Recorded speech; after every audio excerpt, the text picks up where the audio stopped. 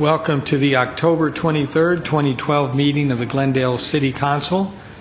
May we have a roll call, please? Council members: Friedman. Here. Manukian. Najarian. Here. Weaver. Here. Mayor Quintero. Here. Pledge of Allegiance will be led by Council Member Weaver. Please join with me in our flag salute. I pledge allegiance to the flag Of the United States of America and to the republic for which it stands, one nation, under God, indivisible, with liberty and justice for all. Please remain standing for this evening's invocation. American poet and essayist William Cullen Bryant described this time of year as autumn, the year's last loveliest smile.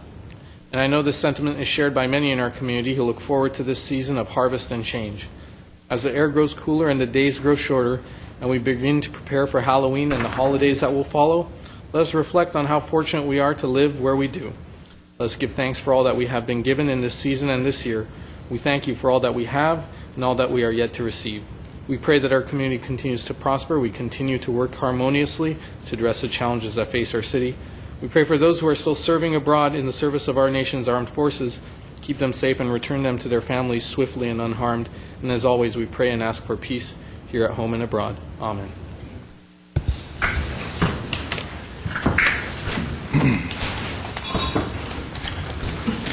Mr. Clerk, may we have your report? The agenda for the October 23rd, 2012 regular meeting of the Glendale City Council was posted on Thursday, October 18th, 2012 on the bulletin board outside City Hall. What's next? Next, under presentation and appointments, at 3A is the agenda preview for the meetings of October 30th, 2012, not 23rd. We apologize for the typo. Ms. Beers. Mr. Mayor, members of the City Council, for the October 30th Glendale Housing Authority meeting, we have no business agenda items. That afternoon, to commence at 3 p.m., we do have a special public meeting of the Glendale City Council, and it's the Director of Community Development. This is continued from October 23rd, proposed Orange and Wilson development project to be located at 200 West Wilson Avenue. That evening for the City Council meeting to commence at 6 p.m., we have one item under adoption of ordinances, ordinance amending Title 12 of the GMC relating to the establishment of paseos. And under action items, we have one item, General Manager of Glendale Water and Power and Director of Administrative Services Finance. This is regarding Glendale Water and Power water revenue bonds. And we have one item under hearings. This is Director of Community Development. This is continued from October 16th. And this is an appeal of parcel map of 1628 for a property located at 2116 Grimcrest Drive. And that concludes my report, Mr. Mayor. Thank you. What's next? Mr. Mayor, if you'll allow me to come to the podium, because this presentation is from the City Clerk's office. It's a recognition of members of the City Hall Student Ambassador Program Summer Cycle 2012. If I can ask forward that are here. I think we can all agree that our community is best served when we have young individuals who are interested in the local affairs of their city, who are engaged and who understand how the decision-making process here at City Hall works. As part of that, we have initiated in our office a Student Ambassador Program where we ask local high school students to apply and who are selected to serve as greeters and ushers here at City Hall on the evenings of City Council meetings. This year we had another successful class, as we had many very capable, intelligent, bright, some of the best of our community apply. And this quarter's class is set to complete their service and continue on with their studies and on to college. We have some presentation of certificates that we'd like to give them, and if we can ask the mayor to join us and the rest of the council to congratulate Edward Arakelian, senior at Glendale High School, Natalie DeMargi, senior at Clark Magnet High School, Jenna El Faki, senior at Clark Magnet High School, Zubin Khosravi, junior at Hoover High School, Paran Palavian, senior at Clark Magnet High School, Christina Yernazarian, former Clark student, now from class of 2012. She now attends Glendale Community College. And Linda Yusefian, senior at Clark Magnet High School. And I know it seems as though there's probably a bent towards Clark Magnet High School that has nothing to do with the fact that my mother is a teacher of chemistry there. It just happens that we have a very successful recruitment process. Nobody from Glendale High? We have Edward Arakelian. Where's Edward? We have one nitro, like you and me. So with that, I'd like to present these certificates. Edward?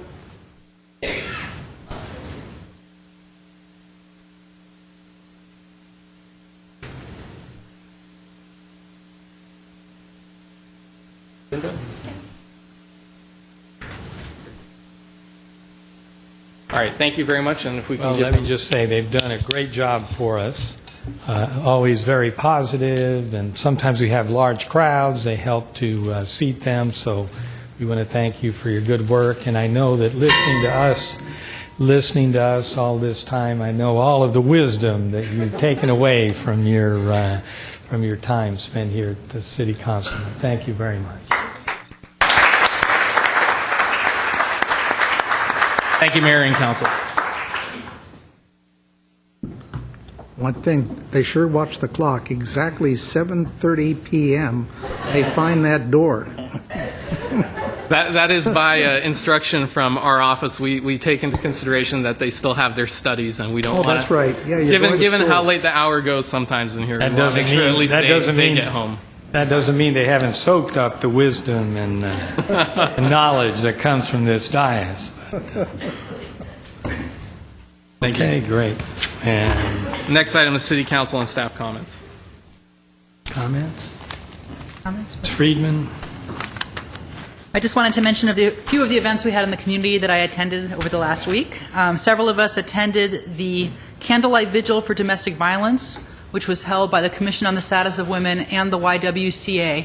Every year that I've been going to this event, and I think this is my third or fourth time going, the event grows and we have more and more people. And it's very important to have a lot of people attend this kind of event because domestic violence is one of those issues that people like to not think about.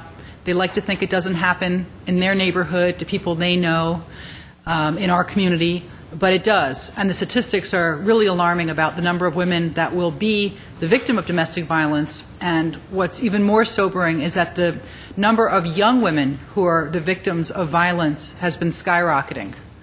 So I'm glad that we had a good attendance. I hope that as you who are listening hear about this, that you'll make plans to attend next year's event.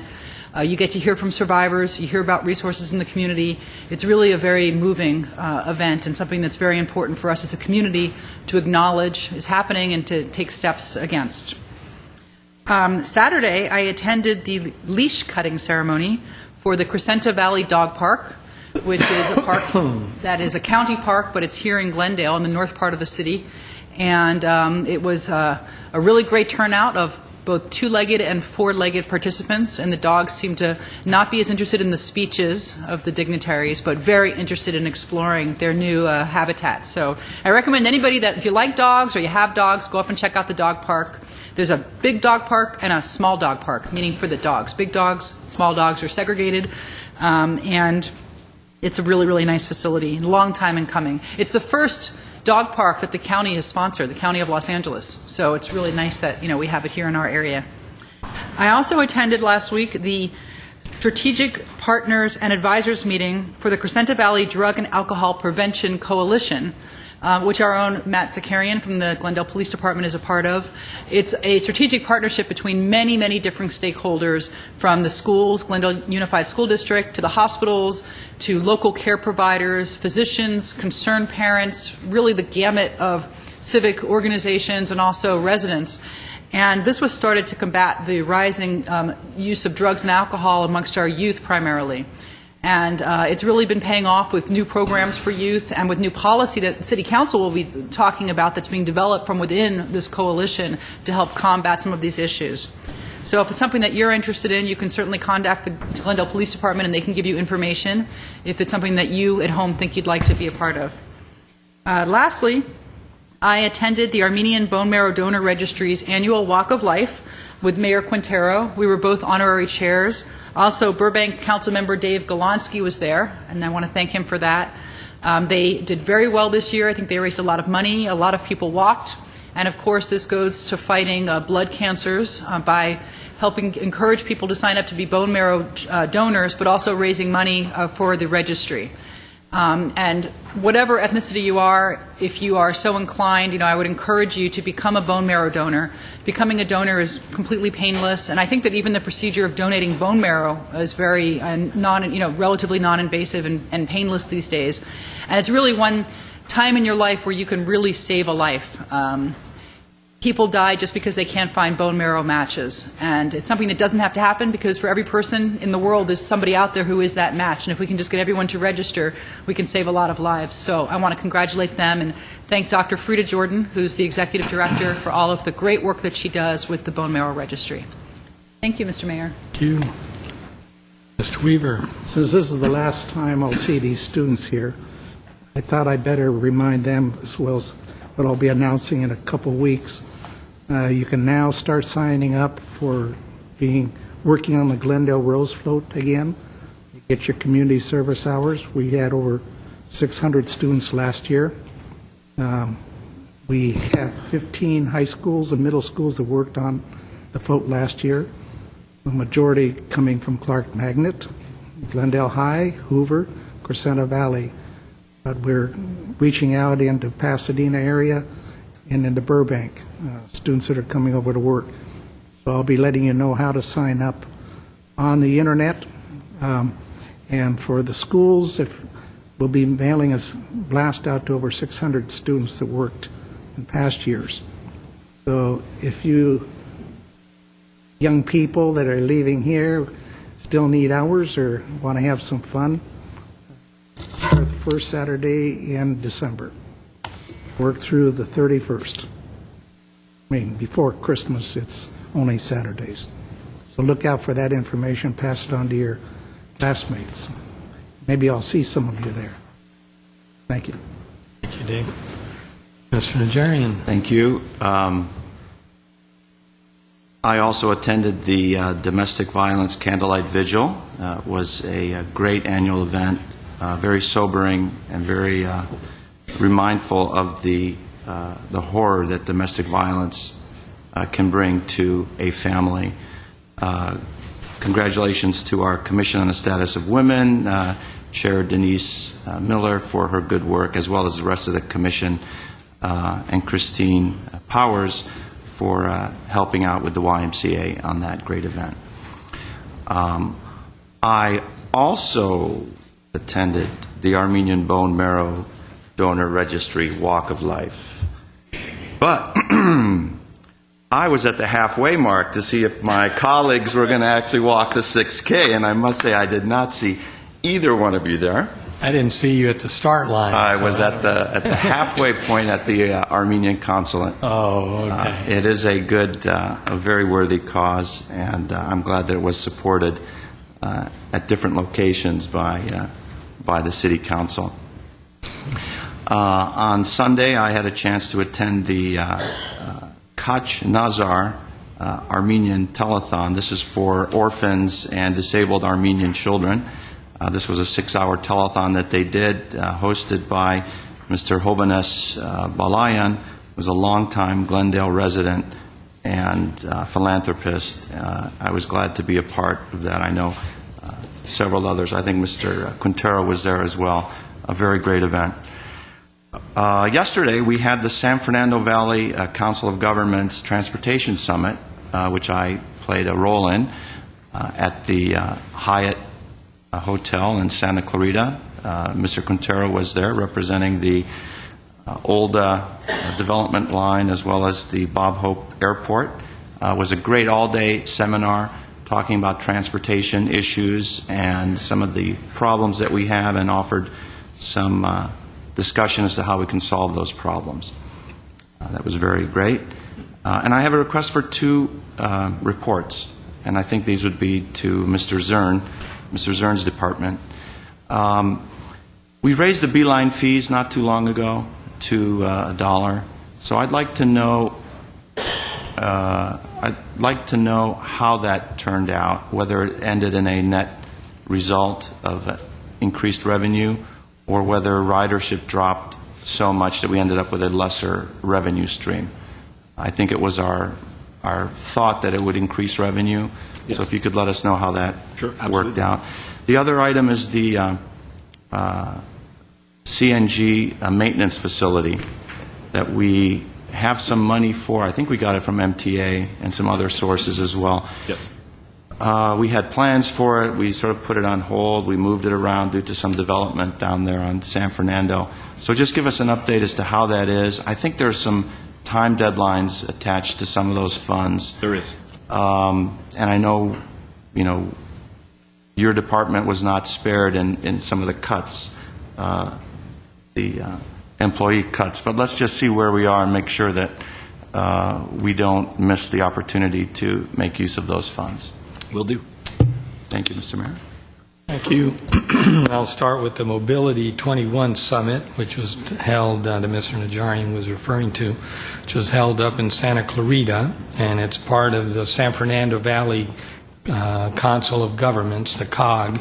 And I want to congratulate you for the second year in a row. It was a wonderful summit with speakers from all walks of life, including private sector people, but kind of makes you feel good when you spend years and years working on public transit and you see that you're moving forward on so many different levels, specifically at the Bob Hope Airport, the regional transportation center that we've created, a second train station. We have one station, that line runs to the city of Ventura, but then it also, through Amtrak, goes on to Santa Barbara, up to San Luis Obispo, which generally means that people that live in the Central Coast could take a train to Bob Hope Airport, cross right over, and be at their gate.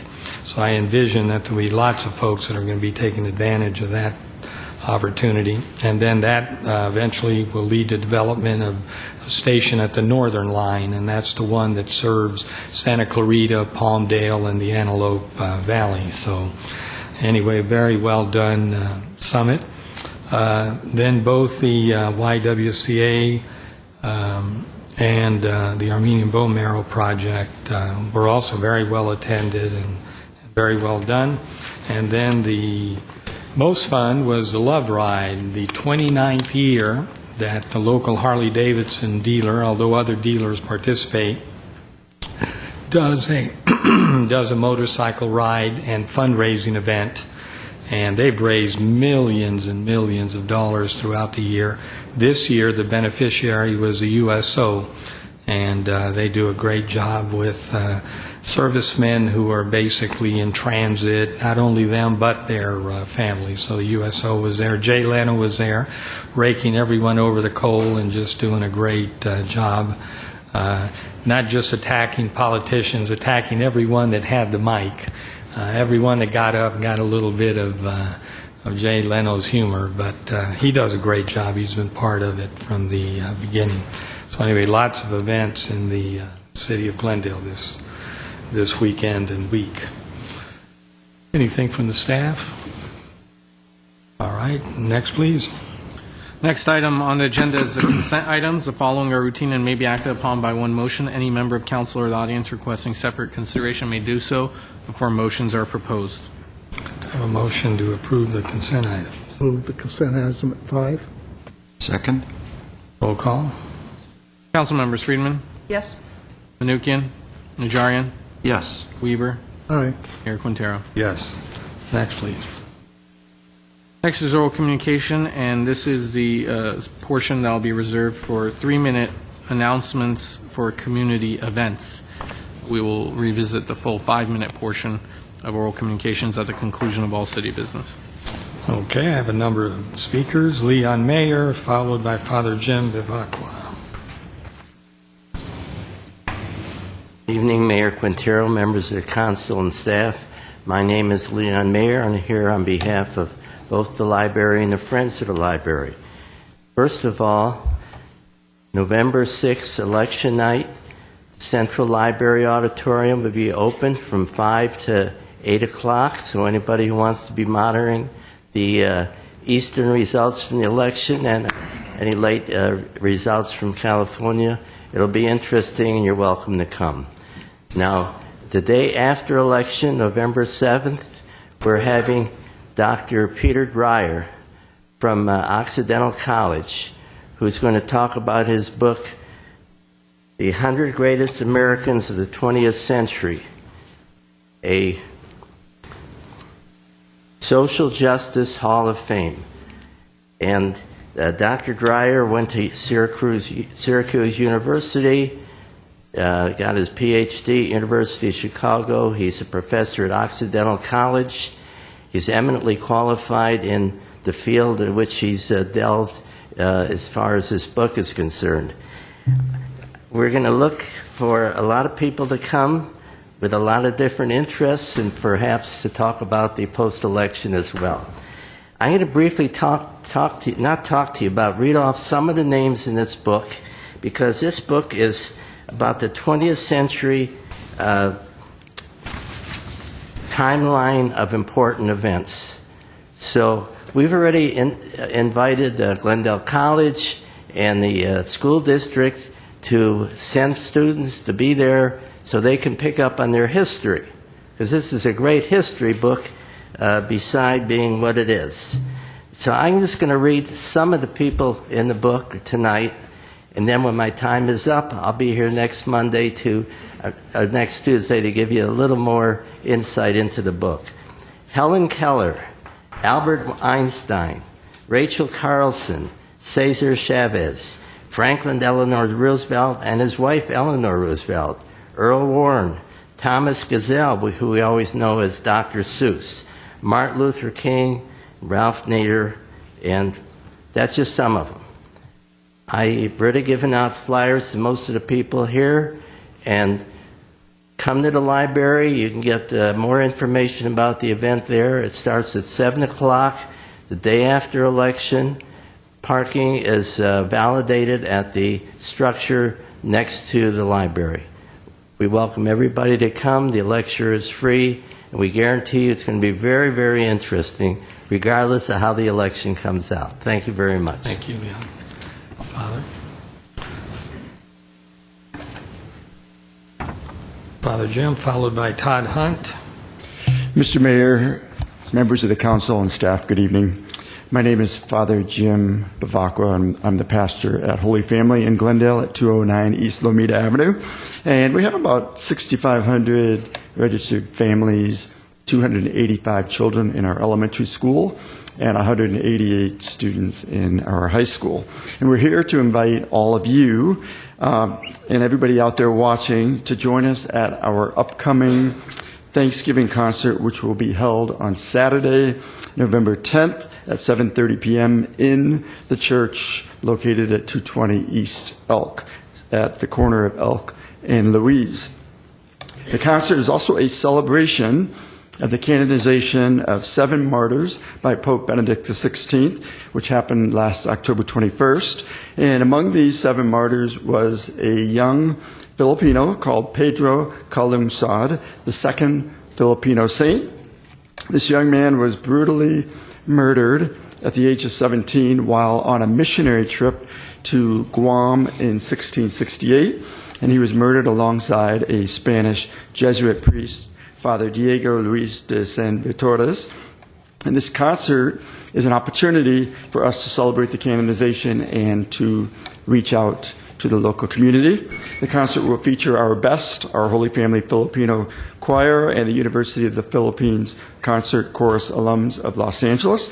Tickets are $20 in advance and may be purchased at the rectory office or by calling 818-281-5628. Again, 818-281-5628. And tickets may also be bought at the door. You may also inquire online at calungsod@AT&T.net. That's spelled C-A-L-U, and as a Nancy, G-S-O-D at AT&T.net. Proceeds from the concert will benefit the Holy Family Church Master Plan in support of our ministries. So please come join us. All are welcome to enjoy the concert. Again, that's Saturday, November 10th, 7:30 at the church, and we hope to see you there. Thank you for this opportunity. Thank you, Father. Okay, Todd Hunt, followed by Sharon Wiseman. Good evening, Mr. Mayor, council members, staff. My name is Todd Hunt. I am the president of the Glendale Homeowners Coordinating Council this year. And this evening, I am proud to announce that we will be having a candidate forum. We are partnering with the League of Women Voters in Glendale and Burbank. We are hosting the forum. It will be this Thursday night, October 25th. It will take place here in council chambers. It begins at 8 o'clock p.m. and will go until 9 o'clock p.m. And we will be featuring the candidates for the 43rd Assembly District. We will have Assemblyman Mike Gatto and school board member Greg Krikorian here for our forum. Everybody is invited. It will be taped and rebroadcast later through Election Day on Glendale TV Channel 6 and also on UVerse Channel 99. So we'd hope that the community is certainly welcome to come down here on Thursday night and hear this very important forum and get the views of the candidates who are seeking to serve us in the State Assembly. And if you can't make it, then we'd hope that you would watch it on your local TV when it is rebroadcast. So thank you very much, and we'll look forward to hopefully seeing some of you here on Thursday night. Will it be broadcast live? No, it won't be live, but it rebroad- will be rebroadcast over the next couple of weeks. Okay, Sharon Wiseman, followed by Ron Farina.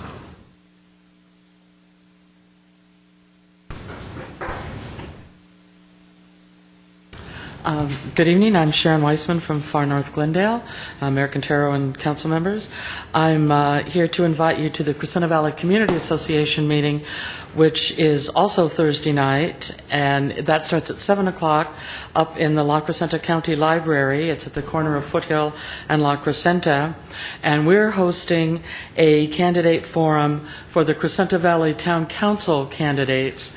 So if anyone listening who, like we are, is interested in the cross-jurisdictional aspect of the Crescenta Valley and is in the unincorporated area, or just wants to hear about the people who will be advising Supervisor Mike Antonovich next year, please join us. The library community room is upstairs, so park in the upstairs lot off La Crescenta Avenue.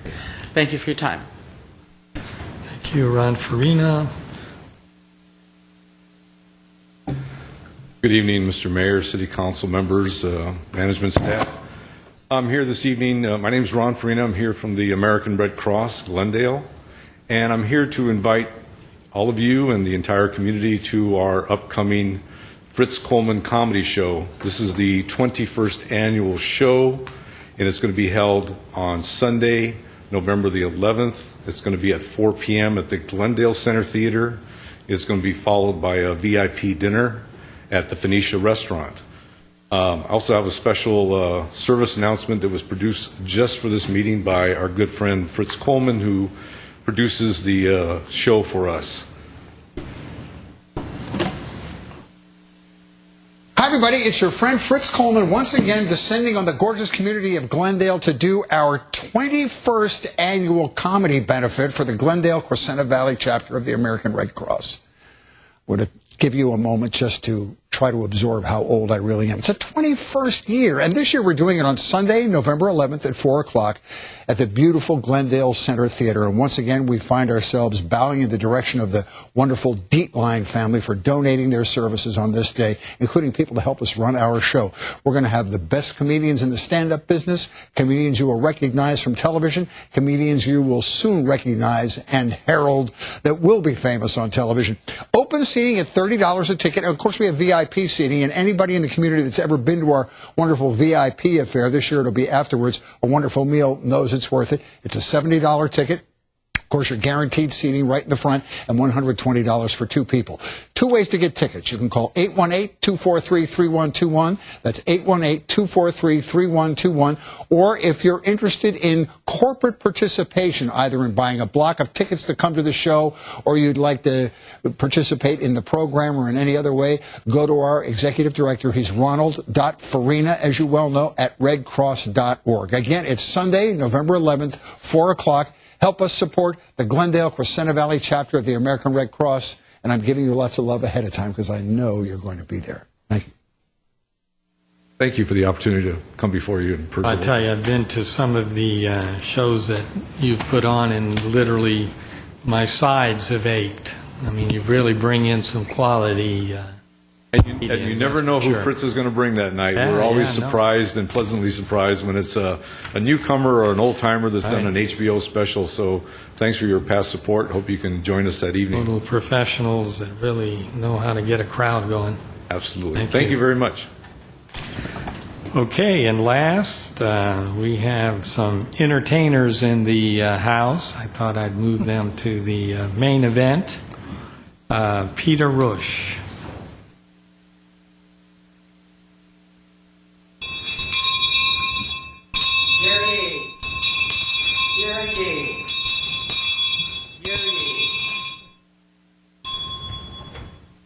Good evening, Mayor Quintero and honorable council members and city staff.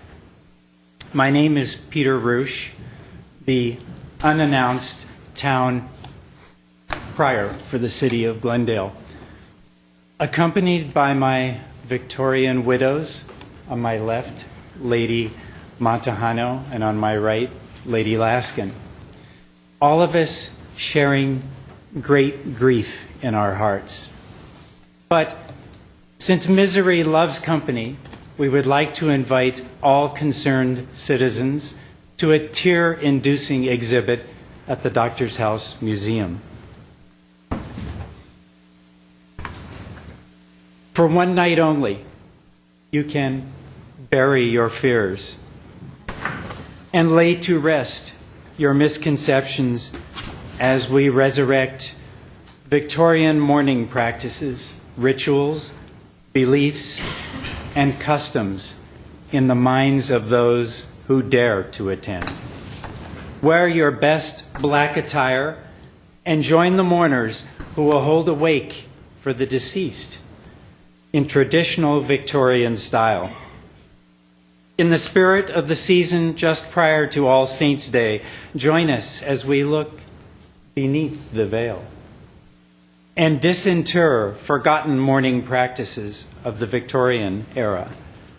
Please mark your calendars for this Saturday night, October 27th, from 6 to 9 p.m. at the Doctor's House in the northwest corner of Brand Park. Thank you for your unmoving attention. Thank you very much. Very dramatic. Right. Rather than go to the ordinances, I'd like to go to 8B. Please read 8B into the record. 8B is the city manager regarding consideration to adopt a resolution in support for the Los Angeles County Measure J appearing on November 6, 2012 general election ballot. B1 is a resolution supporting Measure J ballot measure. Okay. I have Mr. Paul Taylor, P.E., professional engineer, who is the Deputy Chief Executive Officer at Metro at the MTA. Mr. Taylor. Thank you, Mr. Mayor and council members. I'm pleased to be here tonight for this opportunity to inform you about Measure J on the ballot next month. The Metro Board of Directors and the County Board of Supervisors approved placing this measure on the ballot. If approved, it would extend the expiration of the sales tax that was enacted in 2008 that's already in place without increasing the amount of that tax. This would be used to extend all the programs, the local return program, the bus operations program in the ordinance, the Measure R, and to accelerate the construction and completion of various rail, rapid transit, and highway projects in Los Angeles County.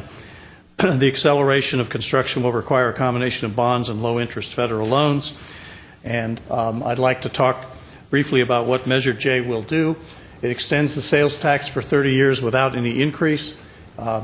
It provides additional funds to sell bonds for accelerating projects, and I'll have some specifics on that in a moment. It continues the funding categories and oversight from the existing sales tax.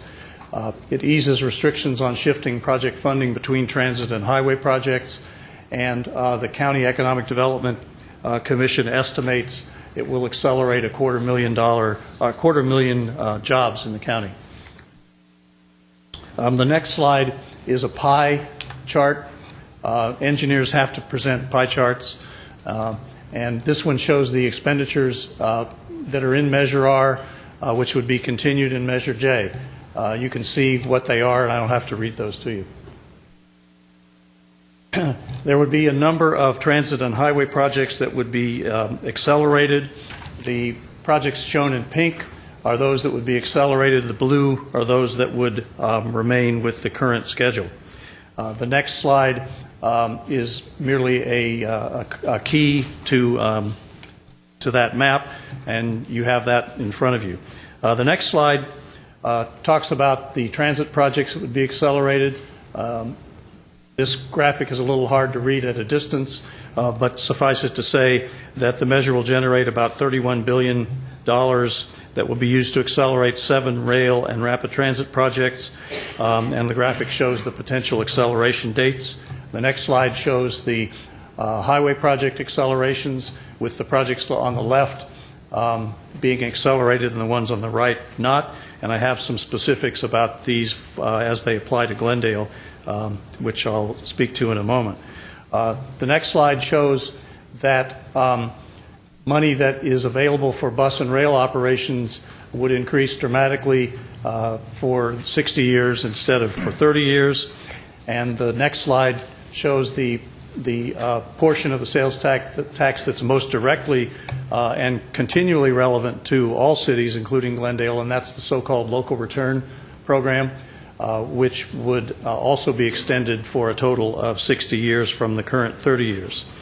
The next slide runs through some of the example projects that are included in local return: pothole repair, signal synchronization, local roadway and bridge safety improvements, bike and pedestrian enhancement, local transit services such as the B-Line, carpool and rideshare programs, and discounted transit fares for residents. I'd like to call your attention to a couple of things that are also in front of you. One is a fold-up brochure that describes the facts about Measure J, and the other is something that I prepared that's titled Direct Benefits for Measure J for Glendale, and specifically projects to be accelerated in Glendale by Measure J could include the Fairmont Avenue grade separation at San Fernando Road, the 134 Glendale Avenue interchange modifications, and the Verdugo Road signal upgrades.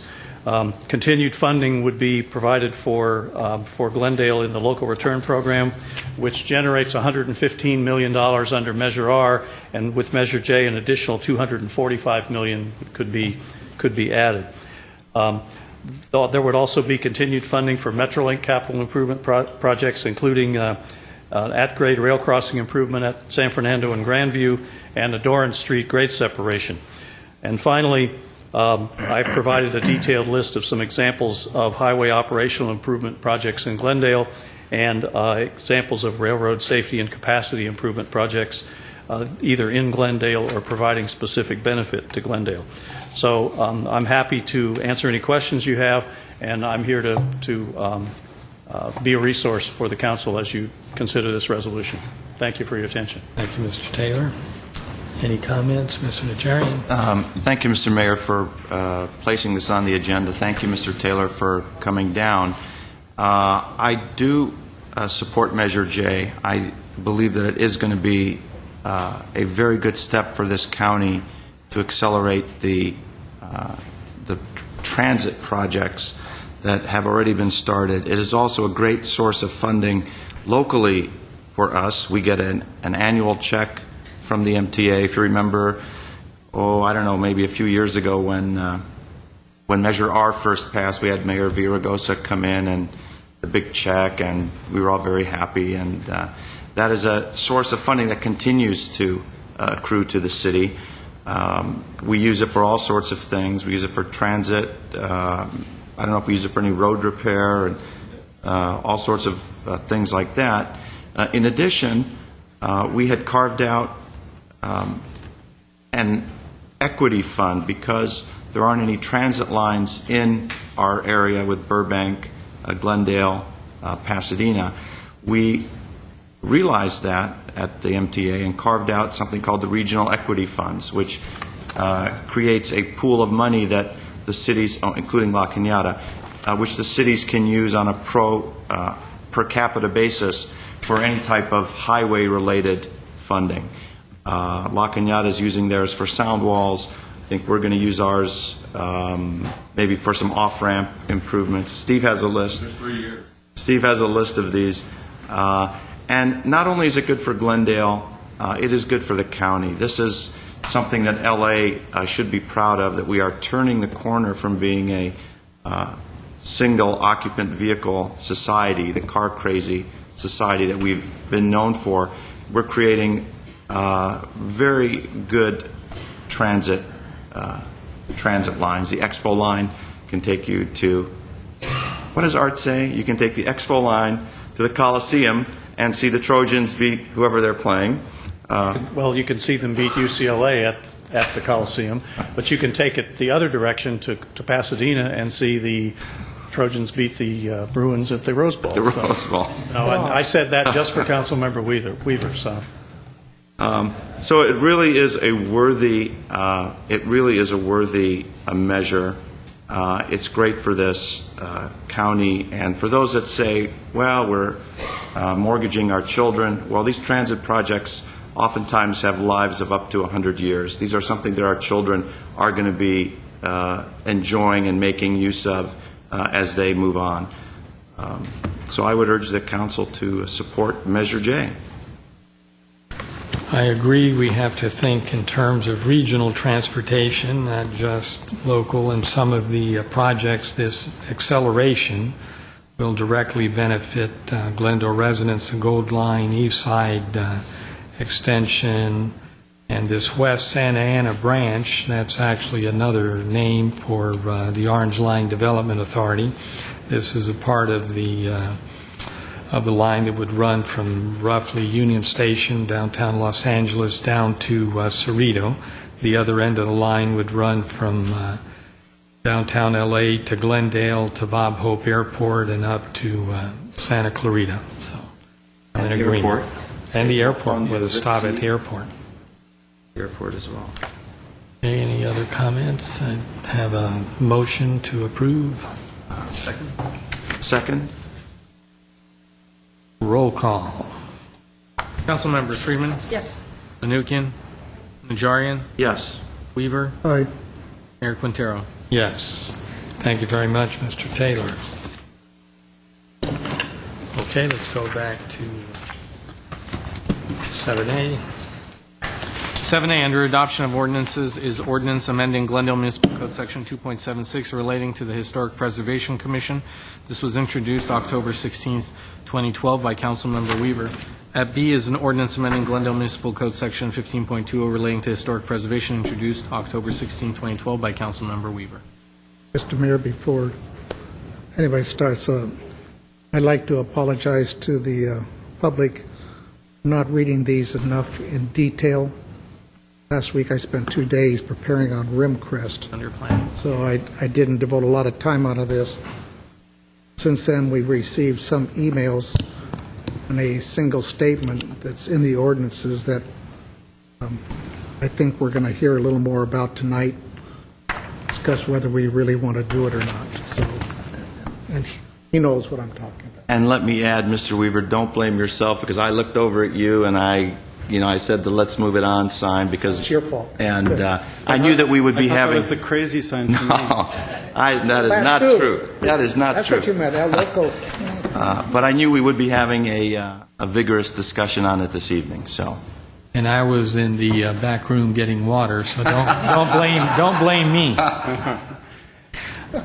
Go ahead, please. At last week's presentation, I highlighted 3 aspects of our proposal to amend Section 1520 of the Glendale Municipal Code, and I think I addressed 2 of those with enough information to hopefully help you make a decision, but I'm happy to answer any questions you have. I did want to focus on the 3rd significant change that we're proposing, which is to the procedure with which we can designate properties on the Glendale Register and then bring them into the protection of our ordinance and regulate changes to those properties to maintain their historic character. Are you talking about specifically the city council being able to designate? I'm going to get right there. We have in section 1520-060 in your ordinance, What we're proposing is to maintain the current ordinance's provisions for designation, where the owner of the property is required to ask us to designate their property. So this is called owner consent. We kind of wait until someone comes to us, and then we can designate the property. What we're proposing is an amendment to that to add the possibility in what we think would be completely extraordinary circumstances where a resource was threatened, the public was very concerned about it, the council was hearing from the public about this, and we wanted to give the council another tool to potentially designate a resource even if the owner objected to it. So what we're proposing is to allow the council to initiate, to basically nominate a property to the Glendale Register. The nomination itself, you guys would have to give us a 4/5 vote before we would move this forward. We would then prepare a nomination. We'd take it forward to the Historic Preservation Commission the way we do under the current ordinance for a advisory vote, and then it would come back to council. And if, after all of this public hearing and public comment, and you're hearing from people in the community, if the council felt that this was a resource that should be protected even if the owner hadn't consented to designation, a 4/5 vote could also get the property listed on the Glendale Register. And the idea of this is we expect it would barely ever, if ever, be used. It's really only for an extraordinary property, an extraordinary situation. And we think there are enough checks and provisions to make sure that this isn't abused by the council or the public in any way, with 4/5 votes required at both steps of the process. And what we're really doing is just adding another tool to the toolkit. You know, with our regular ordinance, we're using screwdrivers and hammers and pliers and regular things. This is the kind of tool that for that one project where there's only one tool that works, will have the ability to do that in the future. So you wouldn't be thinking that council members would go out, look around, find houses, come in, try to get it on the agenda to list a house, but... No, I think an example of how this might be used, if the post office down the street on Broadway happens to be designated, it's on the Glendale Register and the National Register. If we pretend it wasn't designated, and pretend we heard that it was possibly going to be sold, perhaps the new owner was interested in tearing it down or altering it so we wouldn't even recognize it. If we didn't have a provision like this, it would be very difficult, it would be impossible actually, to designate a property like that without the council's input and interest in having it designated. That was my only concern with... That was my question also. Okay, I have a couple questions. Go ahead. Let's say, and it's kind of on the legal end, but don't go too far. Let's say that something like that occurs, where council designates the term is a historical resource. Put it on the Glendale Register. On the Glendale Register.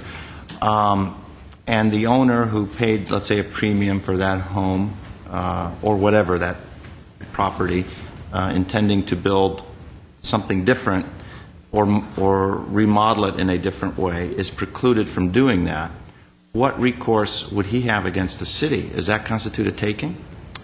With the caveat, Councilman Najarian, that the law is not settled, in my view it wouldn't. It's just like any other, it would be treated, in my view, just as any other zoning restriction that's placed on property that may or may not have the effect of devaluing it, but as long as it doesn't deny an owner of all economically viable use of the property, which in all cases it wouldn't, because usually you're talking about a property that has a structure on it and is being used, it wouldn't constitute a taking. Now, I say that with the caveat because the law is not completely settled, but other cities have adopted this type of ordinance, giving its legislative body the authority. And my view is, as long as you give the owner due process, and here we have several layers of it, I don't think it would constitute a taking or any other constitutional violation. But again, the law is not settled, so I just... And how is this different from having a home in a historic district?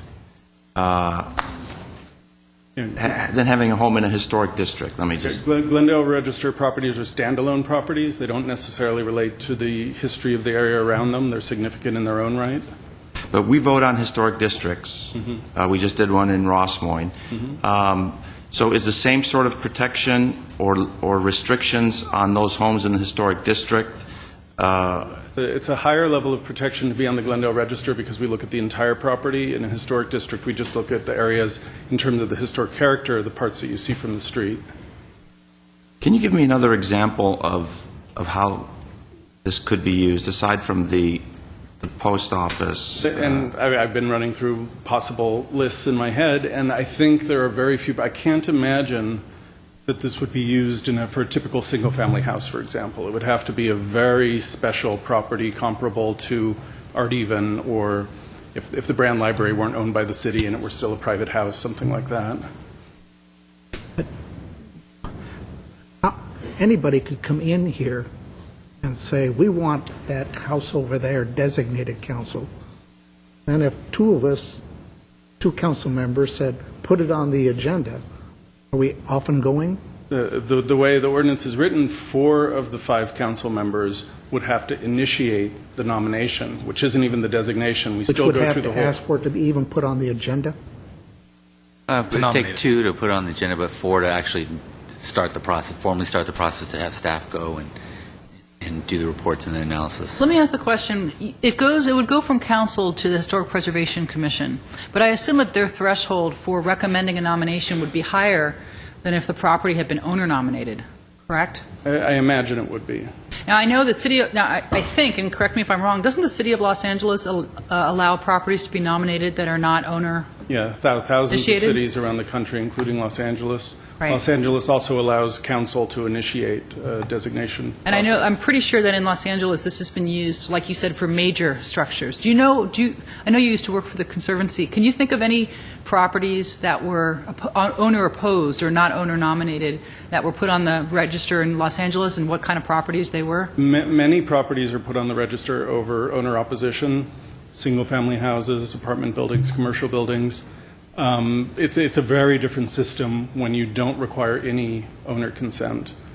But you also don't require a council supermajority in Los Angeles. It doesn't go to city council at all. No. It only goes to their Historic Preservation Commission. So this would still be... It will also go through city council for a vote. It goes to their Cultural Heritage Commission and to council. Is it a supermajority on council? No, just a majority. So this would actually be a lot higher threshold than Los Angeles. Much higher.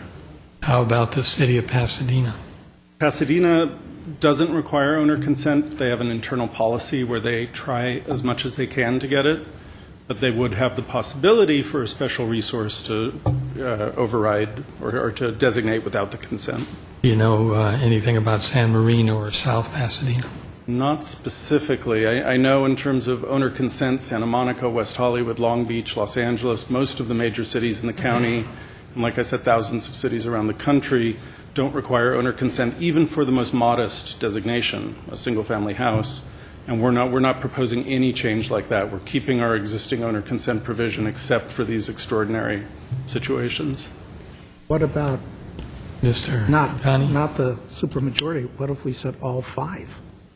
That's even tougher. That's a possibility. It's a higher threshold, obviously. The highest threshold you could get. Sure. Mr. Agani? In relation to the question that Councilmember Najarian asked, which was a legal one, but I must say that we have zoning provisions for designated historic resources that the zoning code gives them several incentives that other property are not enjoying, so that we can actually increase the ability to take economic advantage of the property, including change of use with parking exemptions, as well as the Mills Act contract that actually provides a lot of economic incentive for the property owner. So the idea of not having economic development capability becomes, we have made it so difficult to eliminate that. We have provided so many incentives that hopefully that'll never come an issue in any case, whether it is initiated by the council or initiated by the owner. Well, I think that, not to get ahead of ourselves, but I think the post office is a good example, given that we thought it might be up for sale. It looks like it won't be, which is good news. But a property like that, if it hadn't been already listed, would be a very good example of where if the U.S. government, or if someone's selling it, that would be a good time where you could see where it would be of great community interest to landmark a building like that. Well, and it's not for sale this year, maybe next year, but certainly the Postal Service is selling everything that they can. So, Okay, it also means that someday I could put Mr. Weaver's house into contention as a design by Mr. Weaver. You mean the one my father built in 1938? No, the one you built. I think it might be historic. It's Spanish, old Spanish. Okay, I have a number of speakers on this item. Mona Montgomery, followed by Victoria Laskin.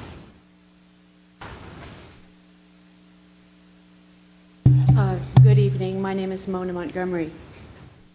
The Fifth Amendment prohibits governmental law of taking private property for public use without just compensation. The taking of a person's home by designating it as a historical asset puts on the owner the burden of keeping his property viable for living, which is the expectation that he has for his home. He wants to be able to live in it, but he's not allowed to make any changes to things like light fixtures, doors, different alterations without getting a permit. So the financial burden on the owner is not only does he have to come and get a permit for every minor and major alteration on property that he did not want to be designated as historical, but some people thought it would be a nice idea to make it historical, puts him in the position in old age of having to comply with very burdensome requirements. Here he is living in his home that he maybe bought at the age of 50. He's now 70 or 80. One of the ways that they can take your property, for instance, is if you're not maintaining it up to standard once it's been designated as historical. So they can say this old guy is not, or this old lady is not keeping her property looking nice the way we want our historical properties to look like. And then, unless he's able to get a lawyer to contest the judgment within 15 days of the designation taking place, he will be charged with fees for enforcing his violation of this law, which becomes a misdemeanor. You talk about the post office, but the post office is not what's referred to in this law. You're talking about things like doors, awnings, wall trim, shutters, and other decorating cladding materials. It talks about people who don't have the money to make the necessary repairs that are needed to keep it spiffy and historical. He's allowed 5 years to comply with your demands. If this isn't a taking, I'm very surprised. And it doesn't have to be a complete taking. What an absurd notion. It's not a taking unless we take 100% of your property. If we take 99% of your property, it's not a taking. That's the most absurd interpretation of the taking clause I've ever heard. And that's what we heard tonight. It's not a taking unless it's 100% of a taking. So if we make your life miserable, if we drive you crazy, if we put burdens on you financially that you can't handle, it's not a taking. It's only 99% of everything you put into your house. Thank you. Victoria Laskin, followed by Rick Barnes.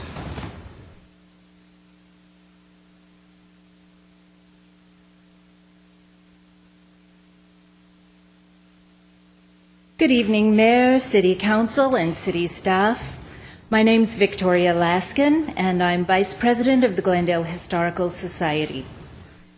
On behalf of the Board of Directors of the Glendale Historical Society, I would like to express our support of the proposed changes to the Historic Preservation Ordinance 15.20 of the Glendale Municipal Code. We are in favor of the streamlined and clarified criteria for designation to the Glendale Register, the clarification of procedures for review, and approval of major alterations and minor alterations, the definition of visible from the public right-of-way, the requirement to avoid demolition by neglect, and the requirement to maintain protected landscape features. We also strongly support the proposed provision for a supermajority of the City Council to have the option of adding a property to the Glendale Register without the owner's consent in compelling circumstances. We do not envision this being used except in extraordinary cases. But the city needs to have this option for those situations where a clearly eligible, architecturally significant property is threatened with major alteration or demolition. This is an important and not uncommon tool available to many other preservation-minded cities, such as Pasadena and Los Angeles. These proposed changes will provide greater consistency with state and federal laws, more clarity to owners of properties on the Glendale Register, and those who seek to have their properties designated, and greater authority for the city to protect and preserve the outstanding historical and architectural heritage of our community. Thank you. Thank you. Rick Barnes, followed by Shannon Sestouli.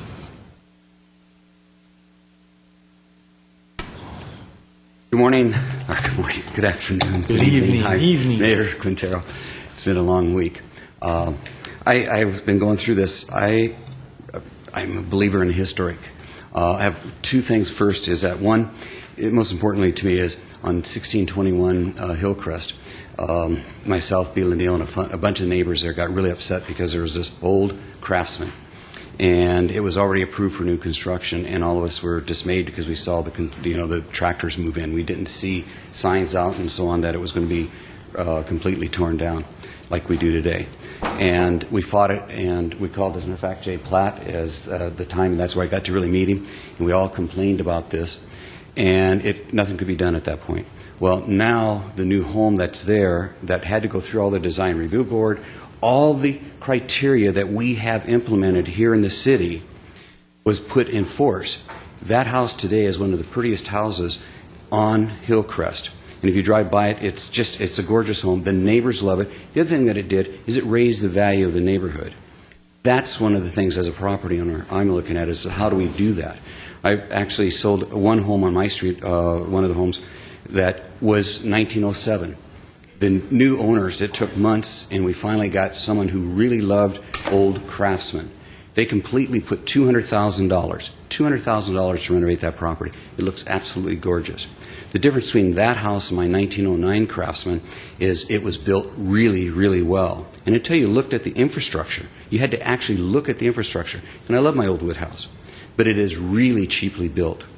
I'm sorry, we were almost going to tear it down, and my kids talked us out of it because of the emotional context. But it is really dangerous. It's been earthquake retrofitted, lots of things. I'm looking at how do we judge some of these old homes. That's a couple.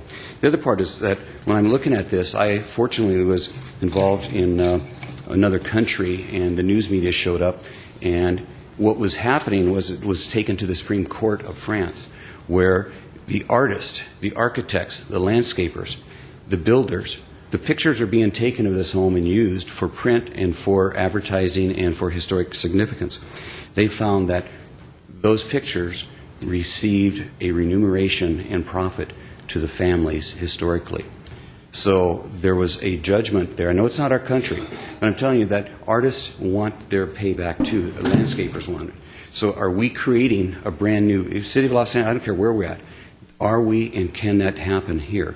And I'm not an attorney, but when I saw that and was able to follow up on it and actually be a part of it, meeting with the news people and seeing what they were going through, it brings up to me that we have some historic properties here. The other part that I see is that as I've been selling properties, one of the things that happened to me is that I'm sorry, but Finish your thought. There is a value loss of historic properties. Everybody's talking about how great it is to have the value, but selling 3 historic properties in this last year, 2 of them, we cannot get value because I know, and I actually disclose, that they got to see Jay Platt. They got to come over to the plan because these are really great homes. They should not be torn down. People are willing to give us $500,000 less, $200,000 less because of the frustration that they're going to have to go through. So I think that we have to deal with that. Your final thought. Yes. Plus put 4x4 signs up to provide notice to everybody publicly. Thank you. Thank you. Shannon Sestouli, followed by Herbert Milano. Good evening. Mayor, council members, city staff, city manager. I'm Shannon Sestouli, president of the Glendale Association this year. We have 1,400 plus members who all live or work in the area. And we're very concerned about what happens here in our city, particularly when it involves real estate.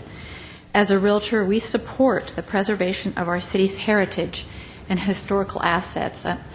On a personal level, I've been involved with many sales of homes that are actually on our historical register and have spent a great deal of time counseling buyers and homeowners about the value of the historical preservation. But as an association and personally, we equally value and cherish private property rights as well. And the Glendale Association of Realtors is opposed to the specific language in Section 915.20.060 of the proposed changes to the Glendale Municipal Code Historic Preservation Commission, which would allow the city to declare a property historic without the owner's consent. We feel this violates private property rights. The city will now have the ability to impact the value of the owner's property up or down without providing them any alternative. We suggest an outreach effort by the planning department to stakeholders and property owners in our city to give credence and weight to the proposed changes. We are willing and stand ready to help. Who better than the realtors to help the city in effectuating outreach efforts? I had many calls during the proposed Ross Moyne historic districting. Clients called concerned that this was going to affect how they would care for their home, and that maybe they couldn't remodel their kitchen or, put a back patio on. And through education, I explained that a lot of these things do not affect what's happening inside your home or the back of your home, that there are specific criteria, kind of help guide them through the process. So realtors, we can be of a help here. After all, we work with these property owners every day, and we believe that for this proposed change to be lasting and credible, community input and feedback of Glendale's property owners is a must. In the meantime, the city has in place already existing procedures and safeguards to reduce, if not eliminate, the chances of altering or demolishing a structure that may potentially have historical significance. So the chances of abuse, mistakes have been reduced dramatically, if not eliminated completely. Just one more thought. So I don't feel like a rush to change this one portion. And another suggestion would be to provide a list of these properties or landmarks the commission feels would be in question, so we could see what those actually are and do a more focused discussion that could be created. So let's get the input of those most affected by the changes first, please. Thank you, Mrs. Tilly. Herbert Milano, followed by Desiree Shear.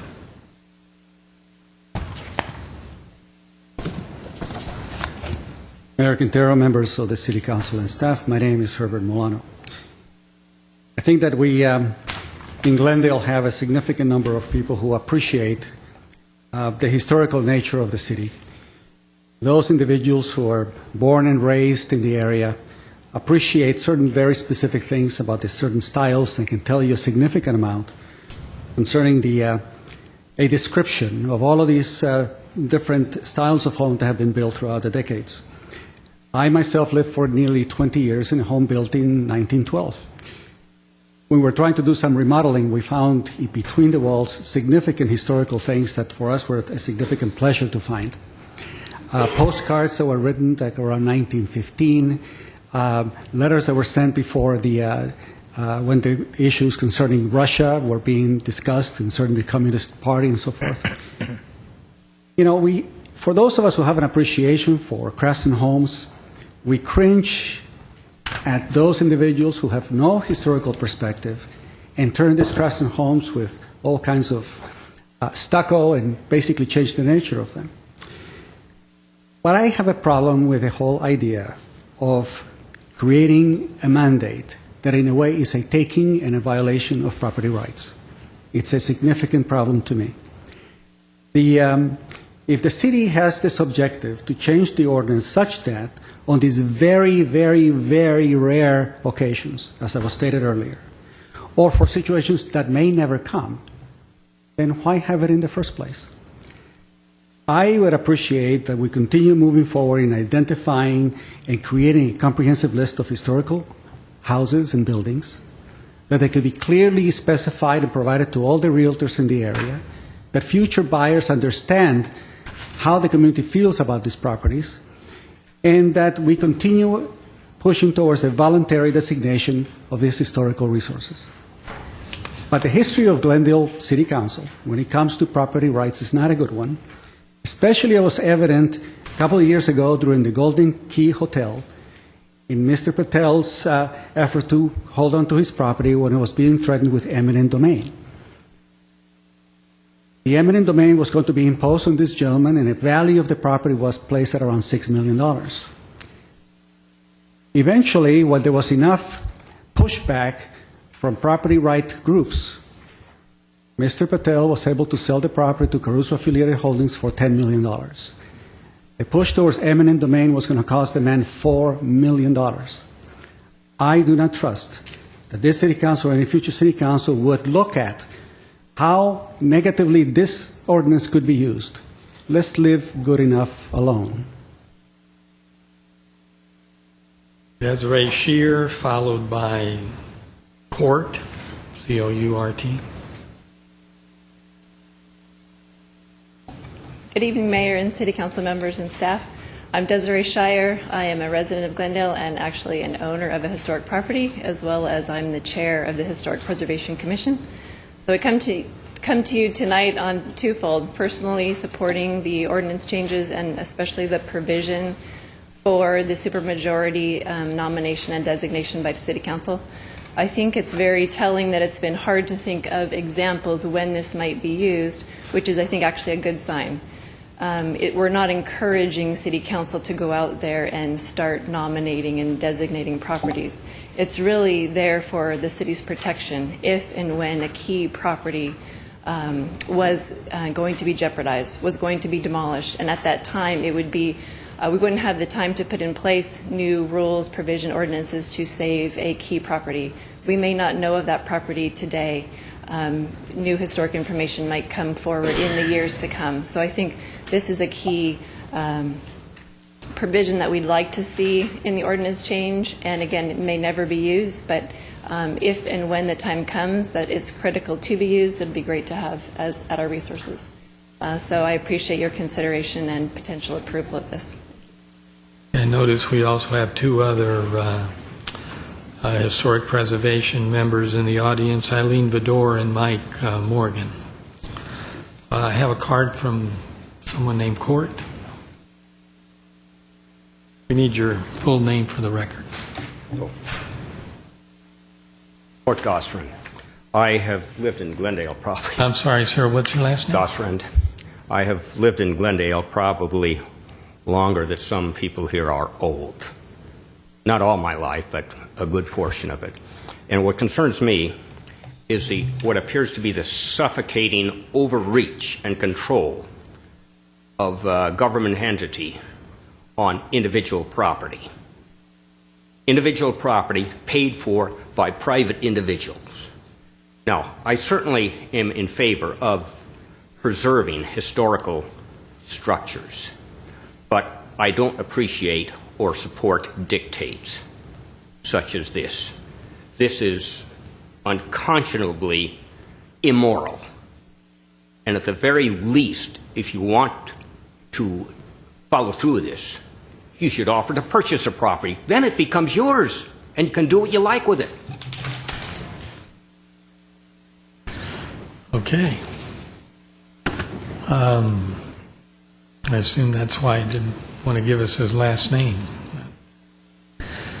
All right, that's it from the public perception. Mr. Mayor, if I could just address a couple of the comments, especially as related to the taking issue that Mr. Najarian had inquired about earlier in some of the comments. And I did use a little bit of shorthand when I referenced that usually a court will look at whether there's a denial of all economically viable use. But really, takings cases are fact-based inquiries, which you have to look at a particular case to determine whether or not it really is a taking. And the courts also look at whether a particular regulation significantly impedes the owner's what are called reasonable investment-backed expectations. And the point I was trying to make that in most cases, it would be, I think it would be very difficult to show that just putting the particular designation on a property would give rise to a taking per se. There might be a circumstance, for example, where just using a extreme hypothetical where if someone purchased a multifamily property where they could build a significant number of units, but there was a one single-family house that was potentially historic, and then the council imposed this particular requirement on it, that could give rise to taking if later on the property owner wanted to develop it consistent with what might be allowed, and that wasn't allowed. The other point I'd make is that the designation of the resource as historic doesn't necessarily mean development is precluded. There still is a process for property owners to then seek development of that. Now, if it's historically significant under a register, it would automatically require an environmental impact report under CEQA.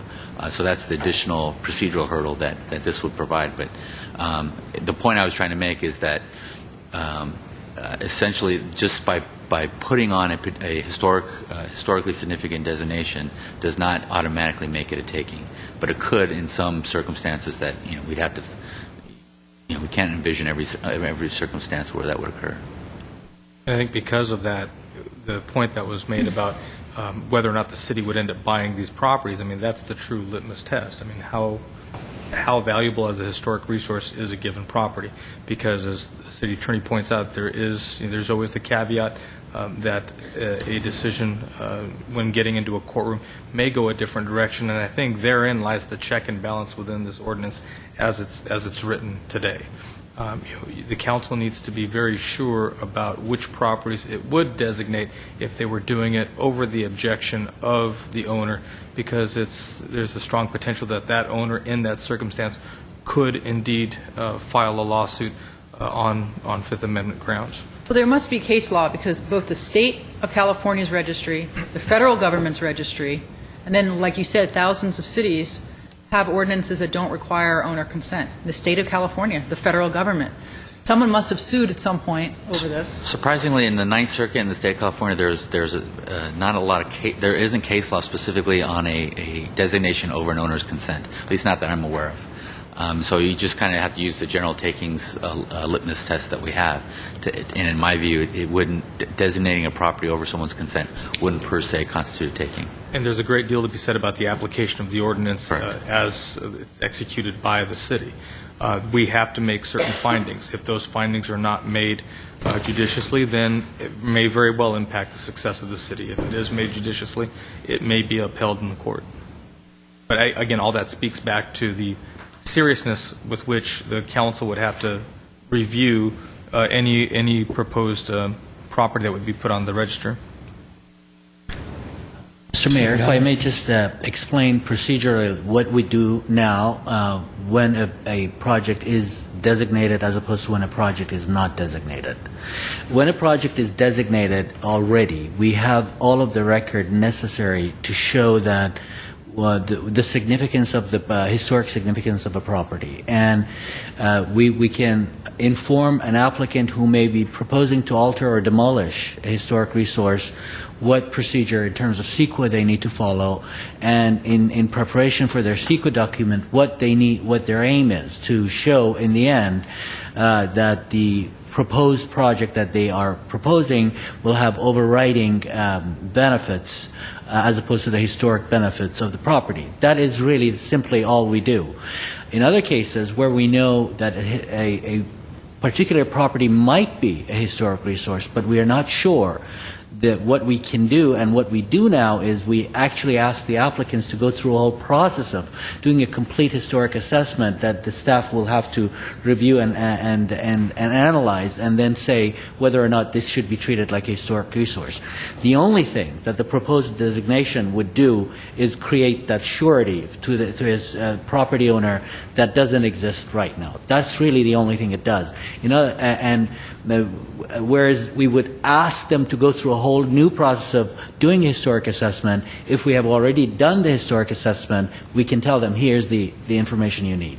That's really the only thing that will change. I'd like to underline what the city attorney just said. There's no way that designating a property precludes an owner from demolishing or altering a project. They can still do that. Okay, well, I'll go first. Look, I think this is good public policy, and I think this is a prudent option, especially the 4/5 vote.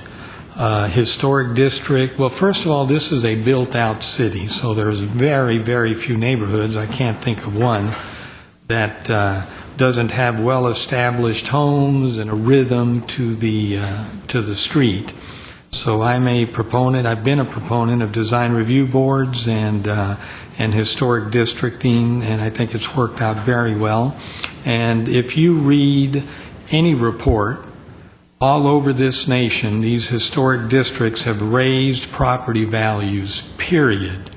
That's a fact. All over the United States, it might even include Canada.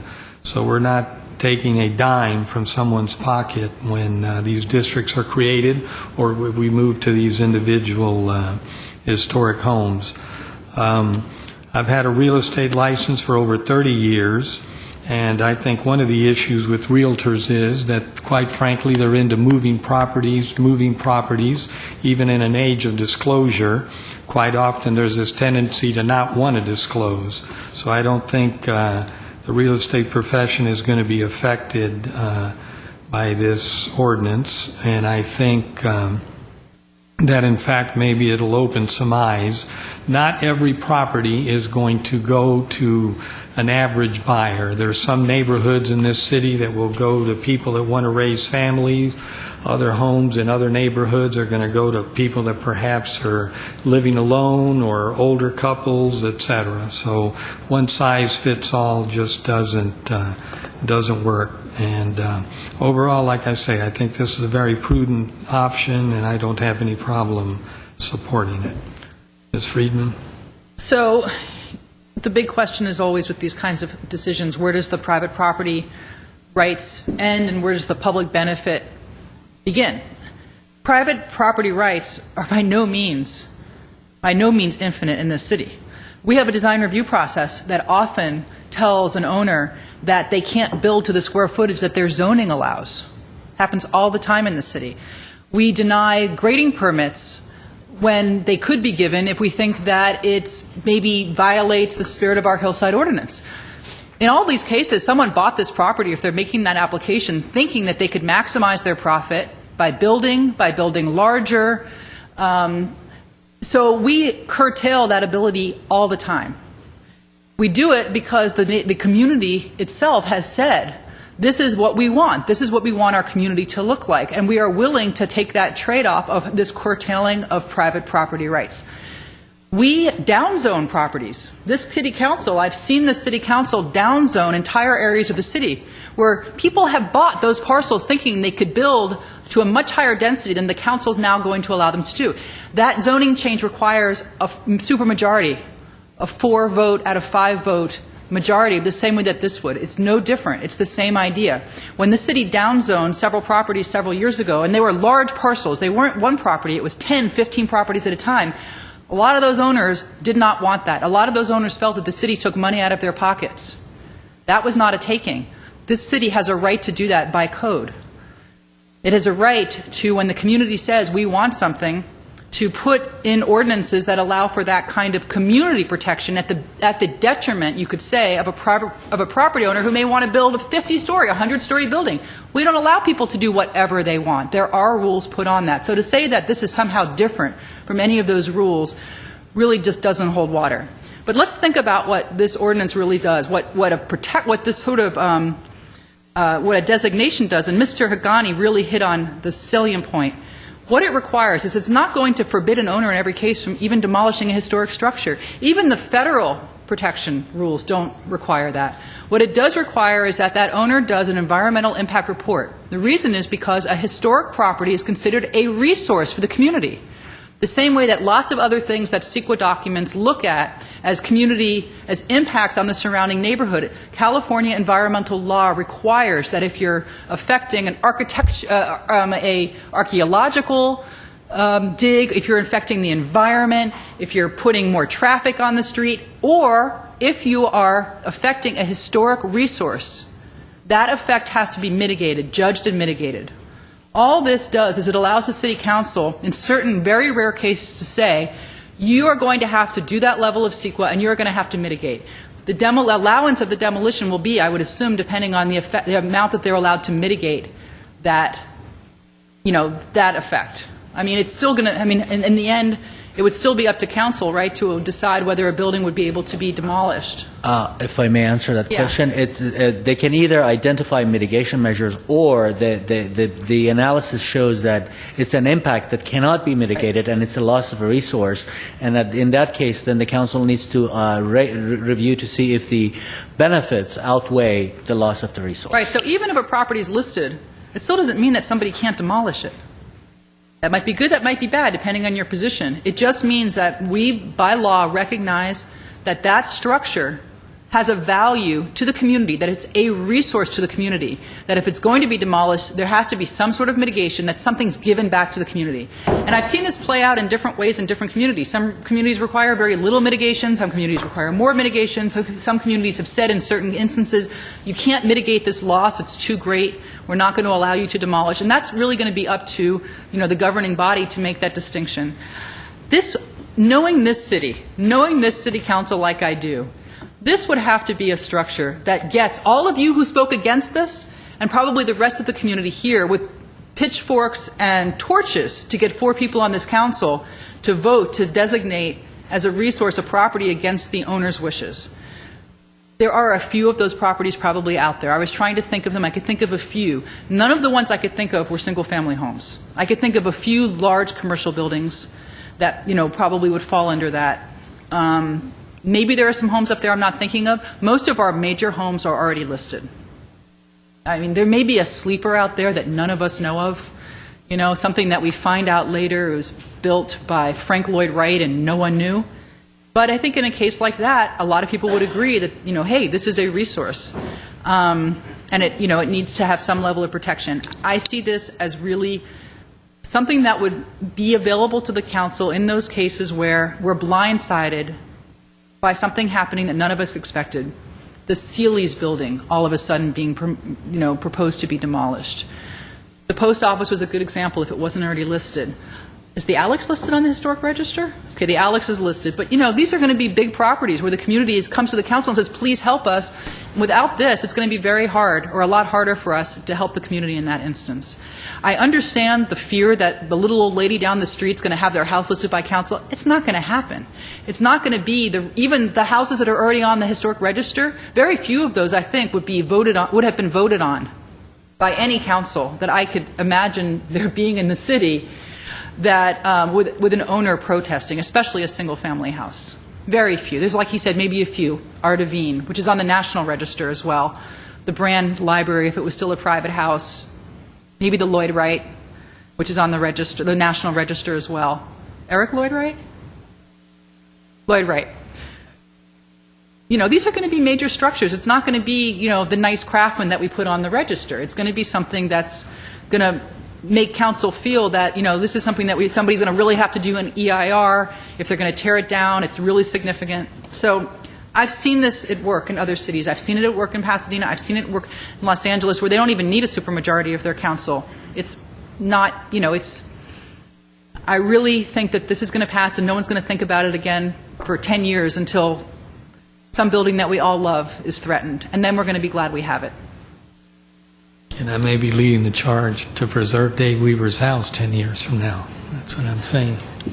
You're next, Mr. Weaver. Yeah, The house my father built. No, your house. Not what your dad built, the house you built. Oh, that was 71. It's not historic yet. That's a great example of 70s architecture. Well, I helped design it, so thank you. I know you did, that's why. And lived in by a major historic figure of right. Glendale. Well, Dave great. Weaver. I'm a historic figure now. Right, you're next. Heck on the year. But I guess I've lived in Glendale longer than everybody in this room, except maybe Margaret. How many years have you lived in Glendale? 73. I got you beat by 20. And I've watched a lot of buildings over the years get torn down. I just cried when I saw them go. One wasn't that beautiful, but Bob's Big Boy, original one on Colorado, back in the 40s, 50s, torn down. One we all went to after football games in the 50s, torn down. Now you got to strip them all. Things like that. There was nothing there to protect them in those days. And I understand about the private property rights. You know, we sit here and you can't put synthetic turf in the front. What if you wanted to do it? You go down to the Americana, and I used to take my car to Irv's Garage next door to that studio. Little did I know that studio's facade was historic. I never saw anybody down there looking at it. So, now sometimes I wonder how things get nominated historic or whatever. Don't get it. We designated a house up in Chevy Chase Canyon a year or so ago. Beautiful house. I saw it on the internet. It's up for sale already after we designated it. And I can drive, or I can walk 3-4 blocks from here, and I can see some houses that I drive by them every day, and I think, gosh, should be listed. I just know some developer's going to get it and try to tear them down. And I look at it every day. I think it's beautiful, but as far as I know, it's not listed. So I'm trying to balance things out. I do know any ordinance that we create, we can tear up. If we put in this section, one abuse, I think any future council would pull it in and rip it out. So it couldn't be, because you never know about people get in a council person's ear and say, hey, I got a neighbor over here I don't like, I want to get his house designated. You talk to your friends on the council and get it on. You know, those are wild chances, but that's always out there.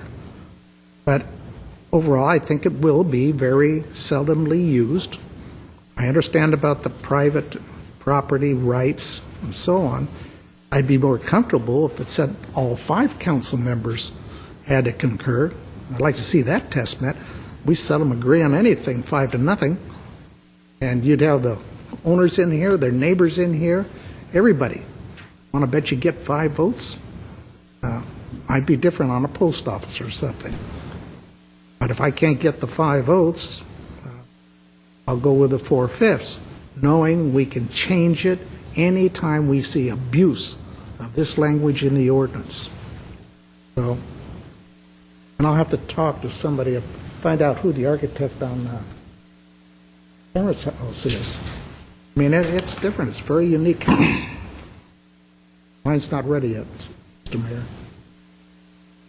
Yours is ready when I say it's ready, Mr. Mayor. Mr. Najarian.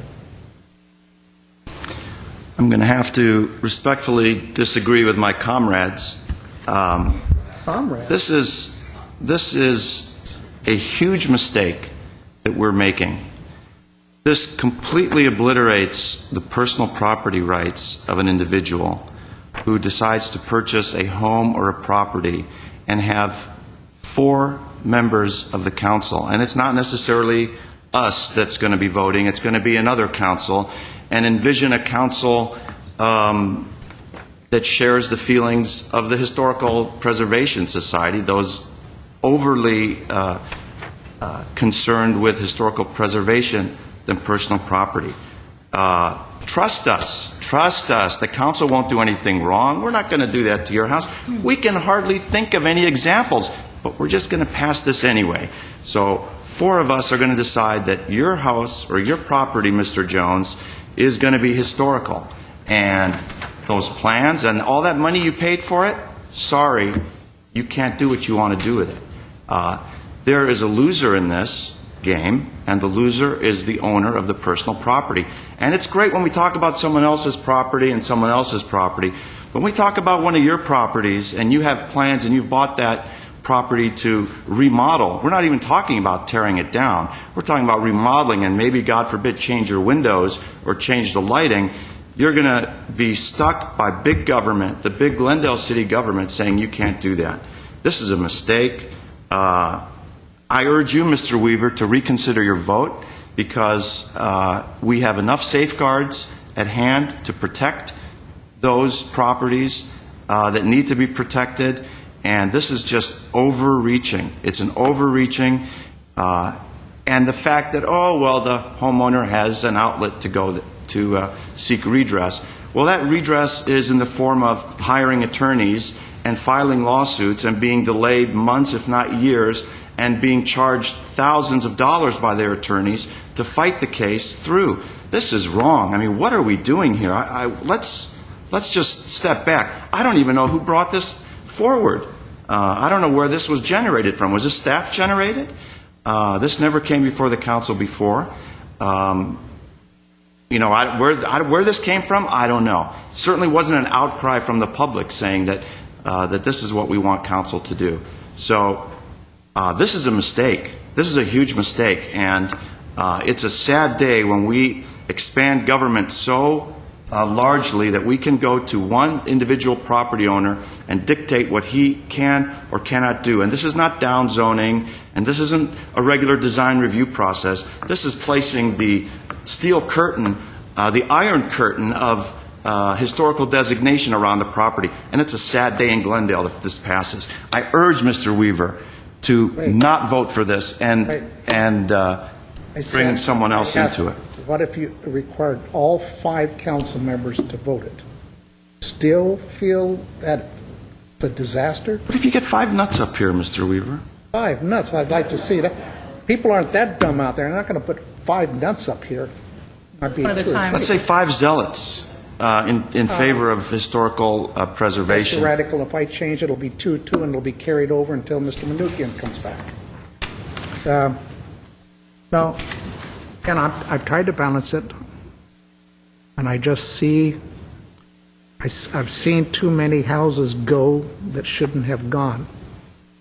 And I hope this is very rare. As I said, if it doesn't go, and if we start to get people coming in here trying to list houses all over the place, well, I'm going to have this on the agenda. I'm going to try to get it on the agenda to rip it out, because it has to be the very rare case. I hope I don't see one in the next 2 years that I'm here. Look, something's either a resource or it's not a resource. If an owner thinks that something's not a resource, that doesn't mean it's not a resource. And a resource means that it's something that's materially important to the community. It transcends what an owner might think. When something is designated right now, when an owner comes to us and wants their house put on the register, they get a property tax reduction, a big property tax reduction. What is it, 40%? 40+%. They could get 50% property tax reduction. Who makes up that difference? Everybody else makes up that difference. It's not something that's just benign. We do it, though. We taxpayers float that money because we believe that that property is a resource for the entire community. The next person who buys that property, it doesn't revert back to being a normal property, it stays a historic property. So if it's a resource for the community, yes, you take what the owner thinks into some account, but it becomes a bigger issue because it's something that becomes then valuable for the entire city. That's why, it's the same way that an EIR might say to a developer, I'm sorry, yes, you bought that thinking you could build 200 units, but you can't because the EIR says that there's a traffic condition that you can't mitigate. Same thing. It's about impacts on the community. It's no different. I don't know why we'd get all crazy and talk about, wave the flag around this, saying the only reason to do that, in my mind, is to think that if something's historic, it's not really a resource. It's just a nice thing. Oh, it's a nice building, but we don't really believe that it's important to the community. Why do we put limits on height? Why do we put limits on density? Why do we put limits on the amount of grading? Because we as a decision-making body and the community have said those are important impacts on the community. So we limit those property rights. And all we're saying here is we recognize that a historic structure also has an impact on the community. And the loss of that structure possibly has an impact on the community and its surrounding property values. It's the same thing. There's no difference. If you really believe that there's such a thing as a historic resource, if you believe that, you treat it the same as you treat all those other impacts. You make them deal with it in an EIR, which is all that our listing says. And by the way, if we really want to give property owners clarity, we would do a citywide survey. So when somebody buys a property, they know right away whether it's historic or not. That's an investment this city should make. If we really want to protect those property owners, we do that citywide survey, and then we know, at least for a period of time. Everybody knows. And then you don't have these problems. But you still have to do the listing. It still has to be recognized because you still run into situations in this city where a major property, you lack the tools to protect a major property whose loss would be a loss for the whole community, which is what we're talking about. We're not talking about just the nice house down the block. This would not be used for that. I've seen this play out in other cities. Believe me, even in the city of Los Angeles and city of Pasadena, where you don't need a supermajority to put something on the historic register, and it can be against owner opposition, it's so hard to protect those structures, and they do get torn down. They do. In Los Angeles, they do.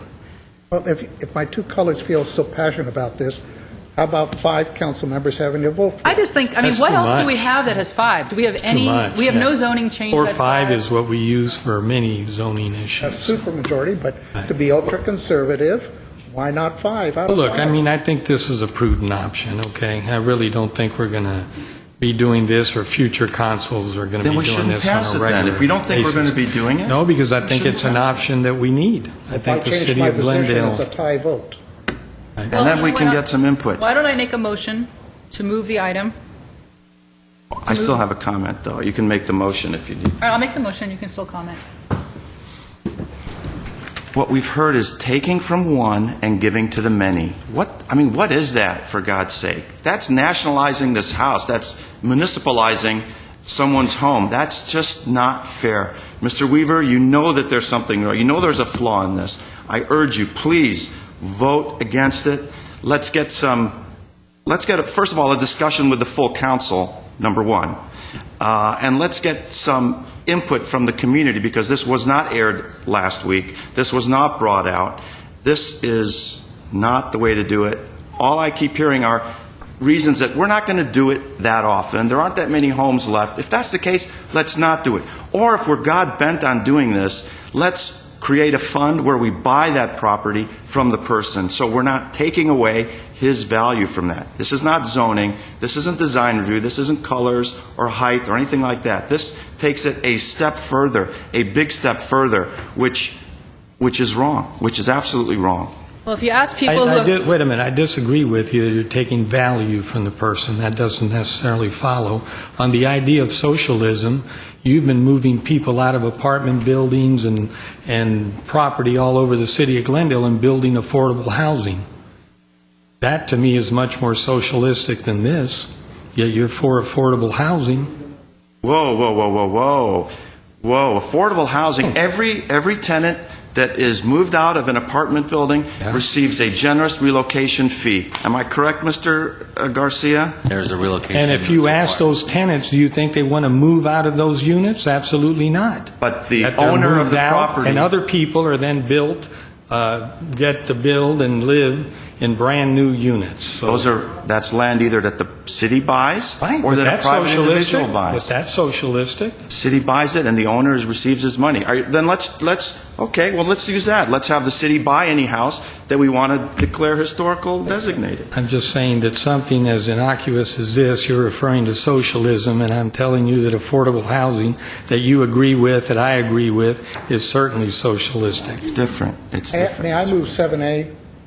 Non-controversial. Actually, if I may, there's 2 items, there's 2 ordinances that have to move individually. 7A is the first one, and then 7B is the one we've been debating tonight, and that one I have one. Right, let's have a motion for 7A. Yes. You have a motion? I made it. Right. Second. A roll call on 7A. Controversial. Council members: Friedman. Yes. Manukian. Najarian. Yes. Weaver. Aye. Mayor Quintero. All right, now we're down to 7B. Mr. Mayor, if I may, on 7B, in section 15.20.060, it uses the word supermajority. I think it needs to specifically say 4/5 vote of the council, so it's clear it's 4 votes of the council. So I ask that subsections A and E be modified by the maker of the motion. Okay, I made the motion, that's fine. I still wanted 5 out of 5, but I'm not going to get Then it. vote no, Mr. Weaver. Don't Okay. think you have to go along with them. I already made my speech and my position. I'll second it. Okay, and let me say, I'm obviously going to vote for the motion, but let me say, in terms of waiting for next week to have Mr. Manukian weigh in on it, I don't have a problem with that. Mr. Mayor, just to confirm on the last item on 7A, your vote was affirmative. It was Yeah. yes. Thank you. I don't mind waiting. I don't think we should reopen the public hearing Right. because we've heard testimony. You want to do that, No. Mr. Weaver? No? You don't want to Vote. have Mr. Manukian weigh in on No, he's not affordable here. housing? Councilman, this is a meeting? Yeah, you have a motion on the floor, so you either It was take a vote introduced. on that or Right. Introduced last week. Okay. Any comment? Ms. Friedman? No? All right, roll call. Council members: Friedman, Yes. Manukian, Najarian. Niet. I'll mark you down as a no. Weaver, Reluctantly, yes. Mayor Quintero. What is Russian? What is a yes for a But da? that's immaterial. I'll still put you down as a yes. Thank you. All right, I say the aye all motion the time. carries. That's Motion British. carries. Okay, next we have One left. 8A. 8A is General Manager of Glendale Water and Power regarding presentation of Glendale Water Power Division Capital Improvement Project Program. 8A1 is a motion adopting the Water Capital Improvement Program. Mr. Ochoa. Yes, sir. Going back several months to the budget deliberations, we talked in great detail about the financial planning and capital planning for GWP, that the council would adopt a zero-based budget, such as it were, with respect to capital, and that we would move forward with reorganizing GWP, assessing its finances, and then emerging with a capital program. The council has previously looked at and given direction to retain bond counsel and financial advisor. And at this point, we are presenting to you a list of capital projects for your prioritization and consideration for approval. And if council does so, then we would move forward next week with a selection of, or the consideration of revenue bonds. So with that, we'll have Mr. Zern and his team take over. Mr. Mayor, members of the council, that just about sums up what I was going to say, but Sorry, Steve. no worries. But let me just say that in my short time with the utility, one of the things that I took special interest in was both capital improvement programs for the electric and water side of the business. I've gone through this extensively. We've changed many of the priorities, and when I say we, Mr. Aboeg as well has gone through this. I think I mentioned during our last deliberations, our emphasis is now on the distribution system, where I think the greatest need is. We have put some substantial investment into the storage system, to a certain extent, the pumps as well. But this is really about the bread and butter of what I call the bread and butter of the system, which is the distribution lines and the valves. With that said, and also I wanted to mention another aspect of this is we have sat down with Public Works. That coordination is much easier these days, and so we sat down with Public Works and went through with the city engineer so that we coordinated both the street projects with the substructure projects so that we've got those well coordinated as well. So with that, let me turn this over to our relatively new water systems manager, Mr. Aboeg, and let him go through the PowerPoint presentation with you. Good evening, Mayor Quintero, members of the council. Ramon Aboeg, Assistant General Manager for Water and Power. I'm here tonight to present to you the Water Division Capital Improvement Program for the next 5 years.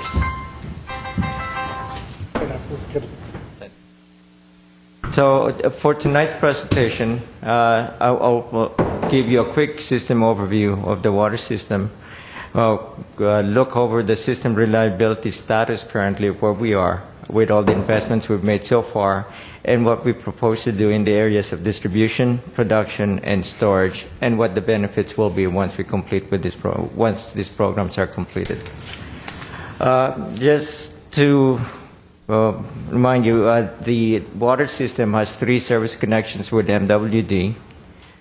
We have about 14 groundwater wells in different locations of the city. And we have 2 water treatment plants, along with about 400 miles of pipes in the ground. 28 pump stations and 30 storage facilities, those are the reservoirs. And 37 water quality monitoring stations. That's where we test our water quality and make sure that we provide safe water to our residents. In this diagram, I believe you've seen this before. As you can see, there are a lot of our pipes are pre-1940. They're installed from 1920 to about 1940, a majority of it. And through the years, we installed several miles of other pipes.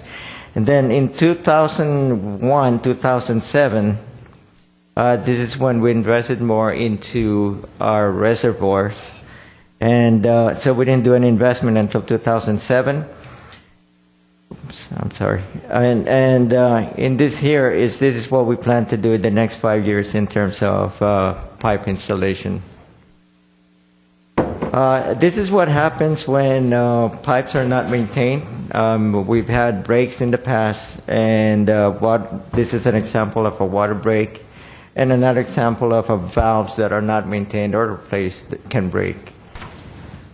And since 2007, that's the last time that we went in front of you to ask for bond financing, we spent about $73 million. In that $73 million we spent in making improvements and these are examples of some of the projects that we've done. The Diedrich Reservoir, we installed a 30-inch backup pipeline. We replaced pumps at Grandview, Diedrich, and Melwood pump stations. We invested in an emergency generator and pump connections. This is to make sure that in case of a power outage, that we'll be able to pump water. And Ramon, between water and power, how much has been invested in capital over the last several years? For electric, we invested about $100 million since 2005. So about $73 million in water since 2007. Say that again. In the past 4 years, how much? Oh, not 4 years. Since 2005, we spent about $100 million in electric. And since 2007, we spent $73 million in water. So 173, well, depending on the time frame. For capital improvement projects. That's correct. And Mr. Stern requested that I provide details in the past 10 years of all the capital improvement projects that we have completed. We'll have that to you soon. But I think just to underscore that point, that over the last 5 to 7 years, there has been considerable investment in GWP capital. But what you're seeing tonight and what Mr. Zern and Mr. Boeg are discussing is this pivot in what our priority has been from capacity and treatment to distribution, and which is just a healthy transition in the course of our improvements. And that's correct. And we did do a few investment into the piping system. We cleaned that line about 40,000 feet, but we only replaced about 7,000 feet of water. Some investment have been made, as you know. We replaced all the water meters in the system, and we completed a partial upgrade or phase 1 of our SCADA system. And this is just some pictures of what the project entails. It's a major investment, major project when we're talking about installation of pipelines and replacement. So this is what the Diedrich 30-inch pipeline looked like. A question? Yes, sir. Pipe is in, and now you're encasing it in a concrete shell there? Yeah, basically we're protecting it to encase it in concrete, yes. And this is a brand new pump that we put in Diedrich, and this is a more energy efficient pump that allows us to control our expenses on energy for pumping. And this is an example of a valve being replaced while the pipe is being cleaned and lined. And when we do water main replacement, we do open up the streets. That's just an example. And in terms of production, we did invest on treatment at Glorieta wells. That's a chloramination project that's it's being completed. We do have a new well that came out since 2007. That's Foothill. I'll show some pictures later. And as you recall, we completed the Chevy Chase project. It's a 14.5 million gallon reservoir that we replaced. And we also invested in the Solar Bee project that allows us to mix the water in the reservoirs using solar power. Again, another energy conservation measure. Just a picture of what the project entails on Chevy Chase. That's what a new Foothill well looks like. It is being treated on site. And so with the investments we've made in the last 5 years, reliability has improved. What that means is we used to have water main breaks ranging between 18 to 20 a year. Last year we had 13, and this year so far we only had 3. So we did show that improvement. And our water quality is really one of the best in the area. We monitor it, we keep investing in it. And the water pressure we were able to maintain, and the benefit that we get from this is through our fire protection, we are able to help our fire department maintain the Class 1 rating. This is good for our citizens as well, good for the insurance, for our home insurance. But we do have a long way to go. We do have a system that's very old. We have a challenge, and in order to address that challenge, we do need to invest back into our infrastructure. And what we're proposing in the next 5 years is we've identified areas where we can do that. The first one, like Mr. Cern indicated, is back into our pipe systems. So for the next 5 years, what we've identified and prioritized is about 12 miles each of pipe replacement, about 12 miles of pipe cleaning. In addition to the 12 miles in the pipe replacement is the Adams Hill that we were directed. That is a priority for this year. There's about 2 miles of pipes there that we'll be replacing. The design has started. It will be completed by next year. Recycled water, we are extending. This came before you 2 weeks ago and approved for us to extend the recycled water to the Betty Davis Park in Los Angeles. Although the money will be reimbursed by LA, we are fronting the money. That's why we're showing this in our capital program. In terms of water production, this is also one of the things that we're looking at. Because of the expense that we are incurring or we pay to MWD, we want to start investing more and more into our water production. And what that means is we are addressing the production in terms of energy savings, and to some extent, the biggest project here coming up is the development of Rock Haven well. And if we can rehabilitate wells that are already existing, for example, Glorieta wells 3 and 4, they have capacity of about 200 gallons per minute, but because of the age it's being blocked, it's now down to about 120. So we need to rehabilitate those wells to improve our production, reduce our costs. Water treatment, we'll continue to invest on the different ways to treat the water, and this is really more driven by regulation. There's a lot of new regulatory requirements that's coming up. And the one different here, the reason this nitrate treatment starts in 14-15 is this is upon completion of the Rock Haven well. We looked at reverse osmosis as opposed to chlorination. I'm not familiar with that. I have to get back to you on that. Mr. Mayor, Councilmember Friedman, it's being looked at, interestingly enough, in the wastewater treatment arena more than it is in the water arena. And Met uses it. They've switched there. They're using exactly. They're using a membrane system, which is the same thing that we were looking at. It is very, very expensive, and I think this graduation from straight chlorination to chloramination is a good step forward, and I think eventually as the reverse osmosis and the membrane system technology begins to come down a little bit, it may be a more viable option. But that certainly is a clean, almost chemical-free way to treat water back to it's virtually pristine. Because this is a huge investment, so I was just wondering, since this is a long-term investment going up to 2015, if you run the numbers to look at, what the difference would be.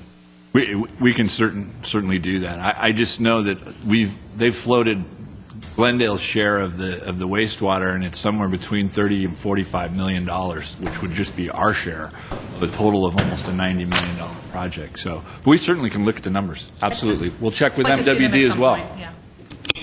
Let me clarify also that for the nitrate treatment, we are looking at 3 different technologies in trying to see what works best and what's more economical. Unfortunately, one of them is not reverse osmosis. And we also are looking at our efficiency. So we are investing or reinvesting back into how we operate the system. You've heard us talk about SCADA before. This is how we monitor and keep track of what's going on with our system, and along with the tools that we need to make our efficient operation. And with that, also, it's a Department of Homeland Security requirement for security improvements in our facilities.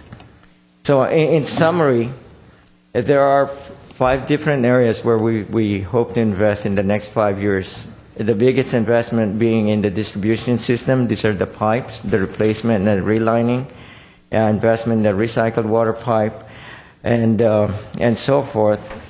And the total we're looking at for the next 5 years is about $4 to $6 million.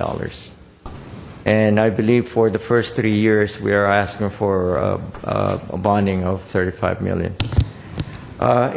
This is what that entails in summary, is we are going to be replacing pipes that were constructed between 1910 and 1980. Next 5 years, we hope to replace about 14 miles total. That includes the Adams Hill.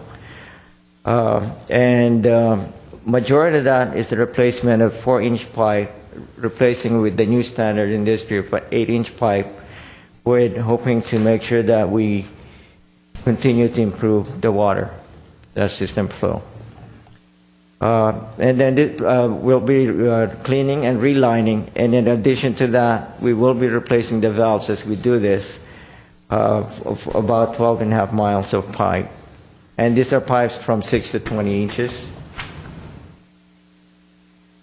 And what are the benefits in doing this? As stated, is we do invest a lot of money in maintaining good water quality. We will continue to improve our water quality. We are going to maintain the Class 1 Fire Department rating by doing these projects, and that's due to better pressure and flow in the water system.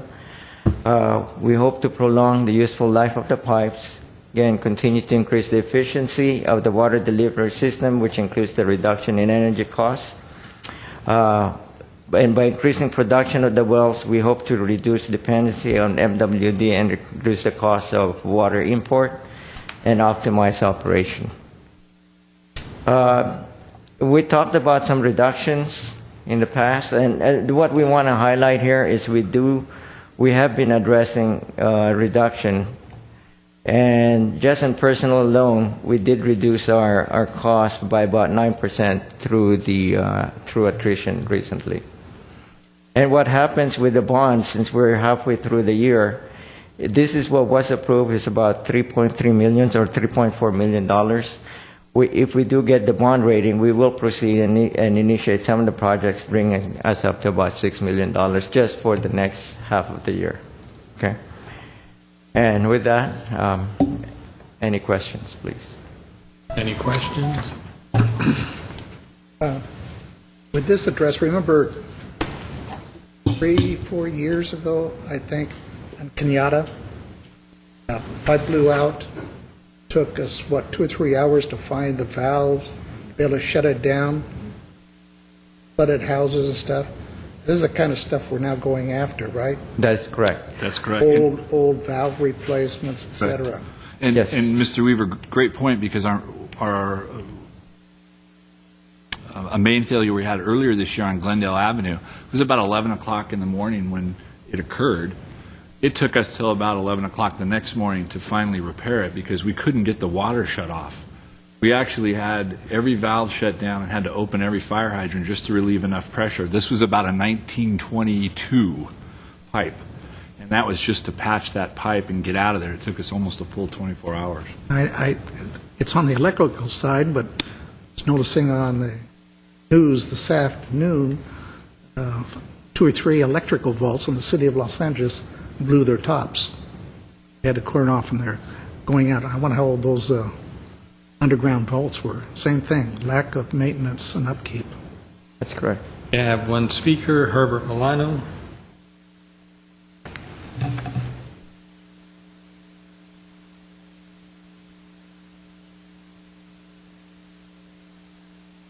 Mayor Quintero, members of the City Council, and staff, my name is Herbert Milano.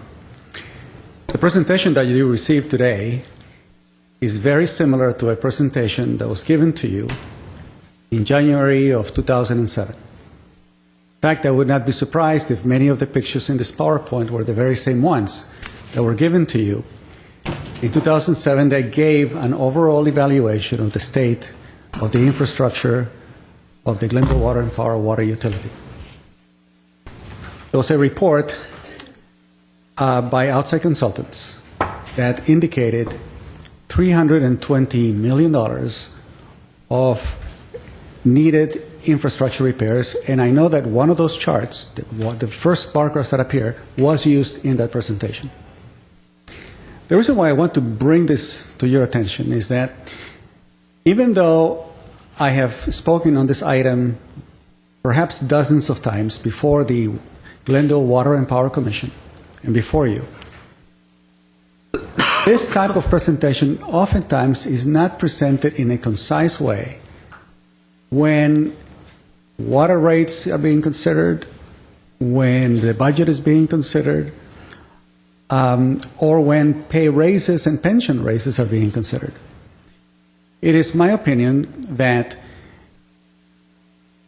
every year, as part of the overall budget process for the water department, the water utility, that you assess what portion of revenues every year need to be allocated towards infrastructure.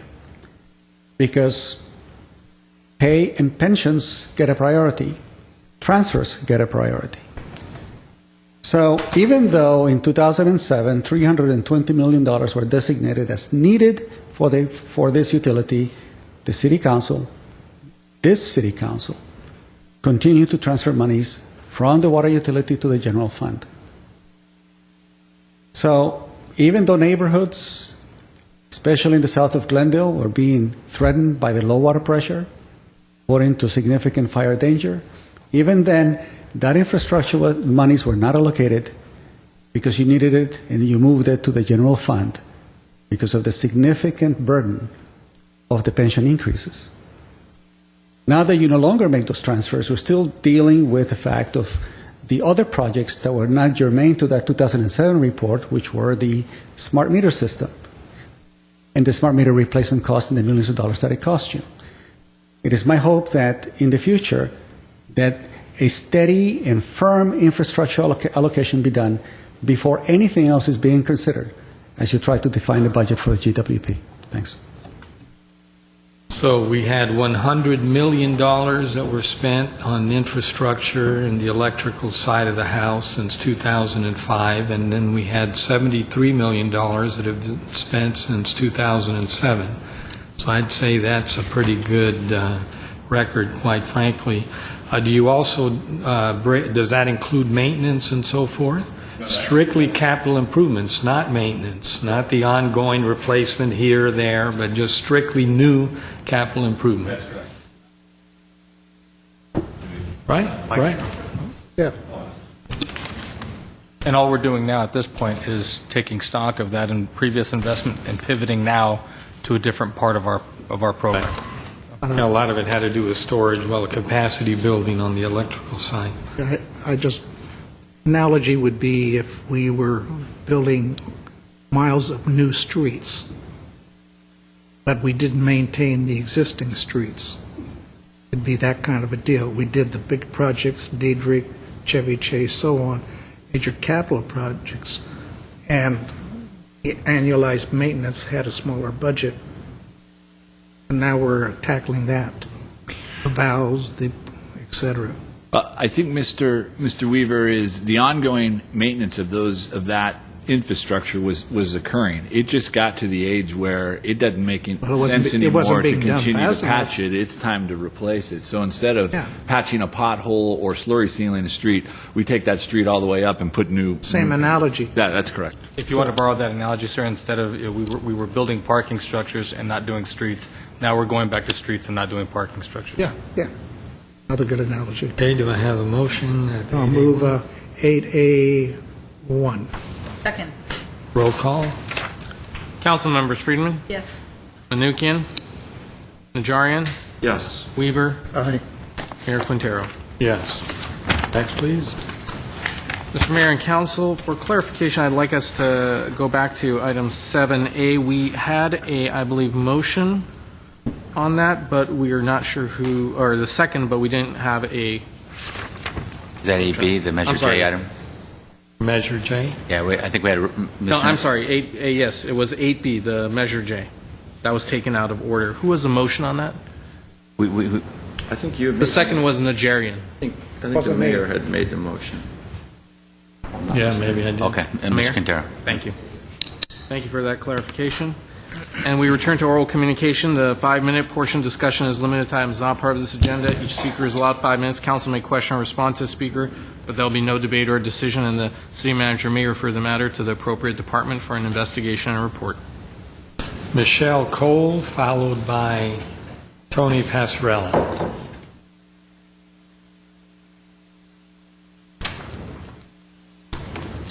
Evening, Mr. Mayor, City Council. I am here because recently initiated a petition. I'm a resident of South Central Avenue, Glendale, and we've been very impacted by Albertsons leaving. I'll read you the petition that was signed by over 150 people. Please don't leave us. Our neighborhood needs you. You are more than a market to us. You are a general store, a convenience store, a dollar store, a pharmacy, a place to send and receive MoneyGrams and money orders, an ATM, a place to turn change into dollars, or rent a video for Saturday night with the family, or get a last-minute birthday cake personalized, or take a chance at lotto, or get ice for a camper, or have a cooked tri-tip sliced to order, or get a carton of milk at 10:45 p.m. Albertsons lends stability and centers our community. Please reconsider. Now, the reason this went around, would you like to see it? Was because we heard that Albertsons was moving, not only the store in Glendale, but a number of their stores were closing, and that was very disturbing to a lot of people. There have been people who have been shopping there since before it was Albertsons. It is a source of stability in a community that's not very well off, and with people who think that they don't matter, really. That was part of the problem of Albertsons moving was we understood that a car lot was about to take its place, and nobody knew what to do or who to say anything to. We still don't know the legalities of it. We have since heard that there is a Walmart, a small Walmart might go there, an Armenian market, which everybody would like a market of any kind. The car lot, and the latest rumor is a Big Lots. It's just caused a lot of discord in the community, and everybody's running down to the Vons on San Fernando Road in Los Feliz. But that's not really in the community. It's in a commercial area, and that the market is within the community, and we would like some consideration somehow certainly not a car lot. And that's all I've got. Thank you. Okay, have a seat because we can respond after all of the Okay. speakers. There was an article in the news press. Do you want to see that? I think we've read it. Yeah, we all. You've seen it. Okay, Tony Passarella, followed by Herbert Milano.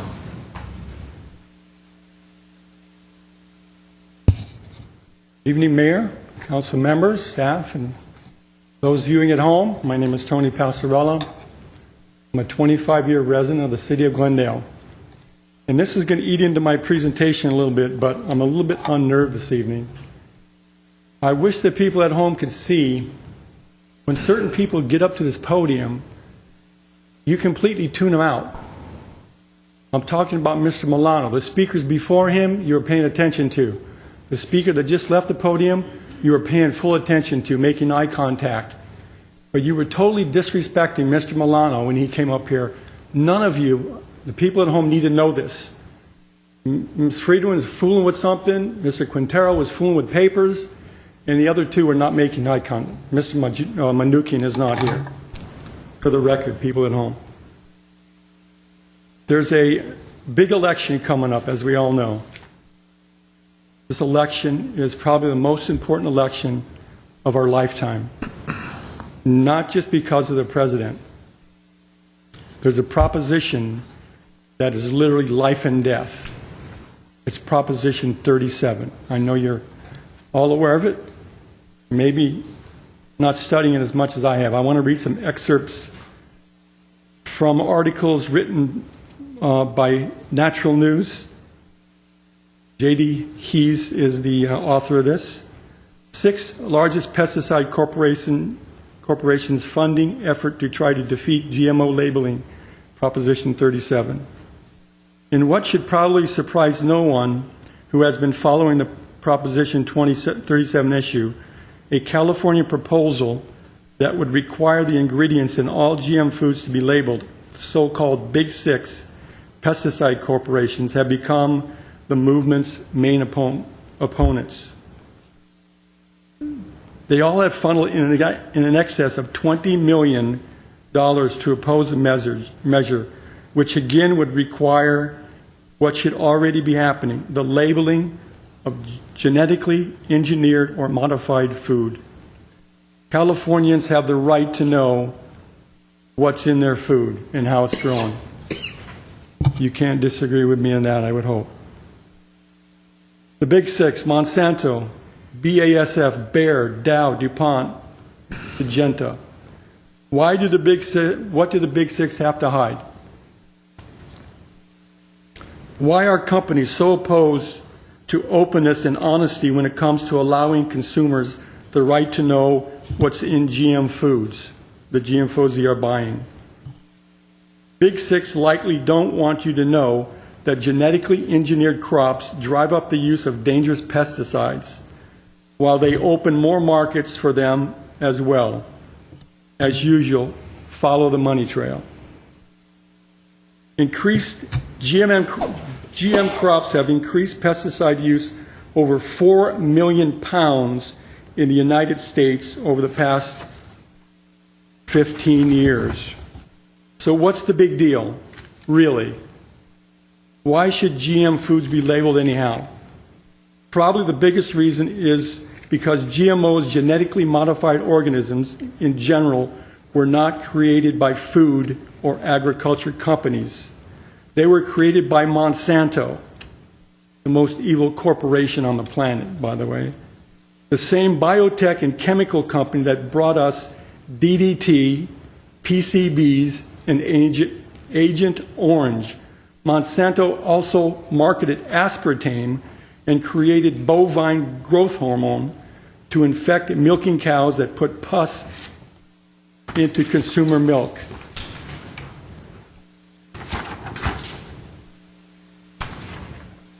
French scientists conclude first ever long-term study of GMO rats, extensive research proving GMO corn causes horrific tumors in rats, killing 70% of the females early, long before their two-year life expectancy. Side effects of long-term GMO food consumption include liver cancer, kidney cancer, colon cancer, prostate cancer, breast cancer, thyroid tumors, Parkinson's disease, infertility, birth defects, autism, brain tumors. The dreaded diagnosis of cancer has been linked to over 260 studies worldwide.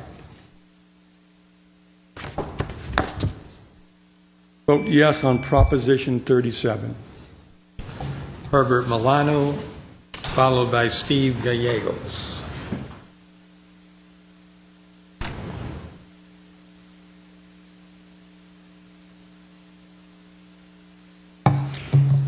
Mayor Quintero, members of the City Council and staff, my name is Herbert Milano.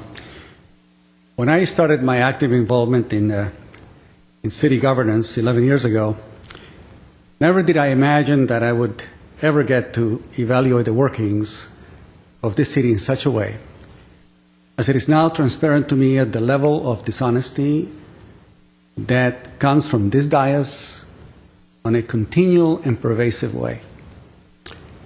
Let me give you an example of the level of dishonesty on major items in the past 11 years.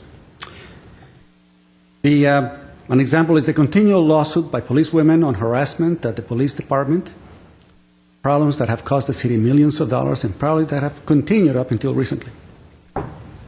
The assignment of unqualified project managers to major and expensive projects, the police building is one of them, $65 million.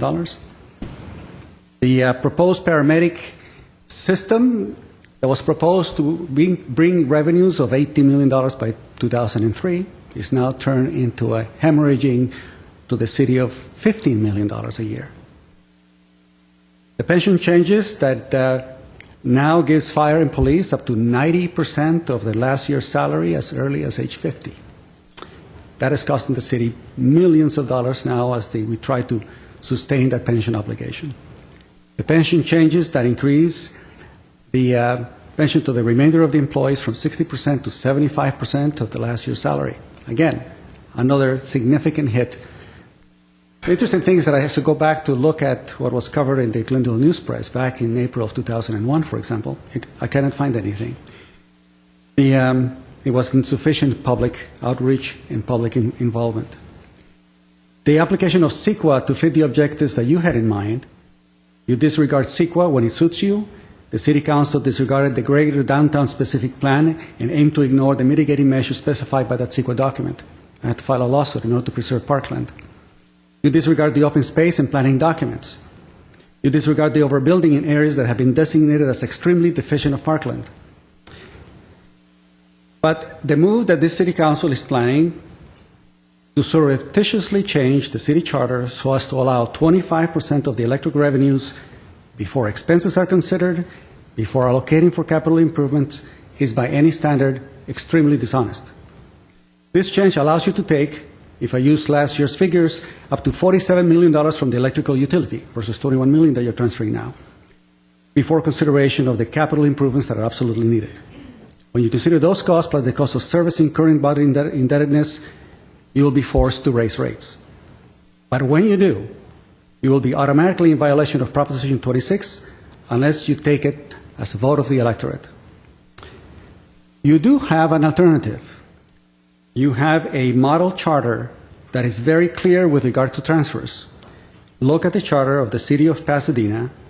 Use that language that allows for the transfer once the basic needs of the utility are considered.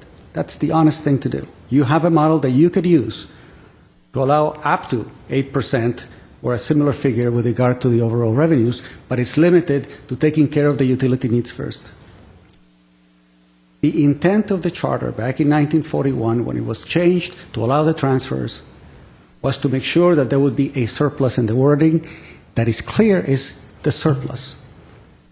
It also specifically forbid the use of that money from the Glendale Water and Power. It allowed the transfers to be put into a temporary account so that it could be loaned to the General Reserve Fund and then be returned back to it. That was the intent. Cleaning up the language or creating a charter under the guise of clearing up the language when you're actually making substantive changes to the charter, that's dishonest. If you want to make the transfer of 25% of full revenues, state it as such.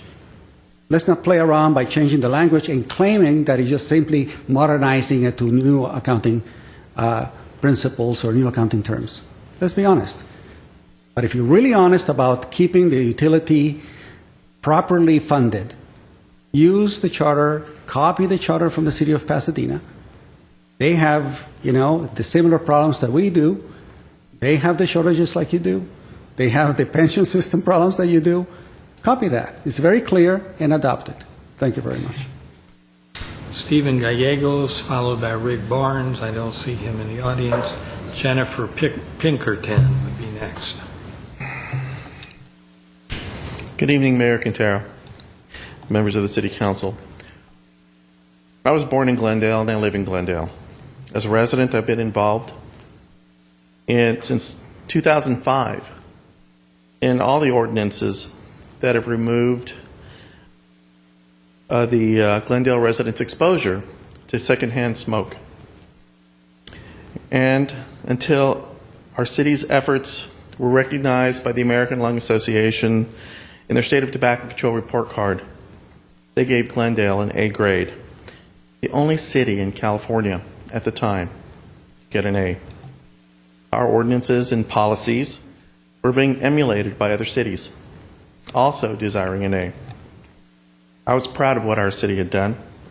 I looked forward to more protections last month until Councilmember Najarian surprised everyone with a 3-point plan to allow smoking back up to 66% at outdoor dining patios in all restaurants in Glendale, including the use of hookah water pipes at all restaurants in Glendale.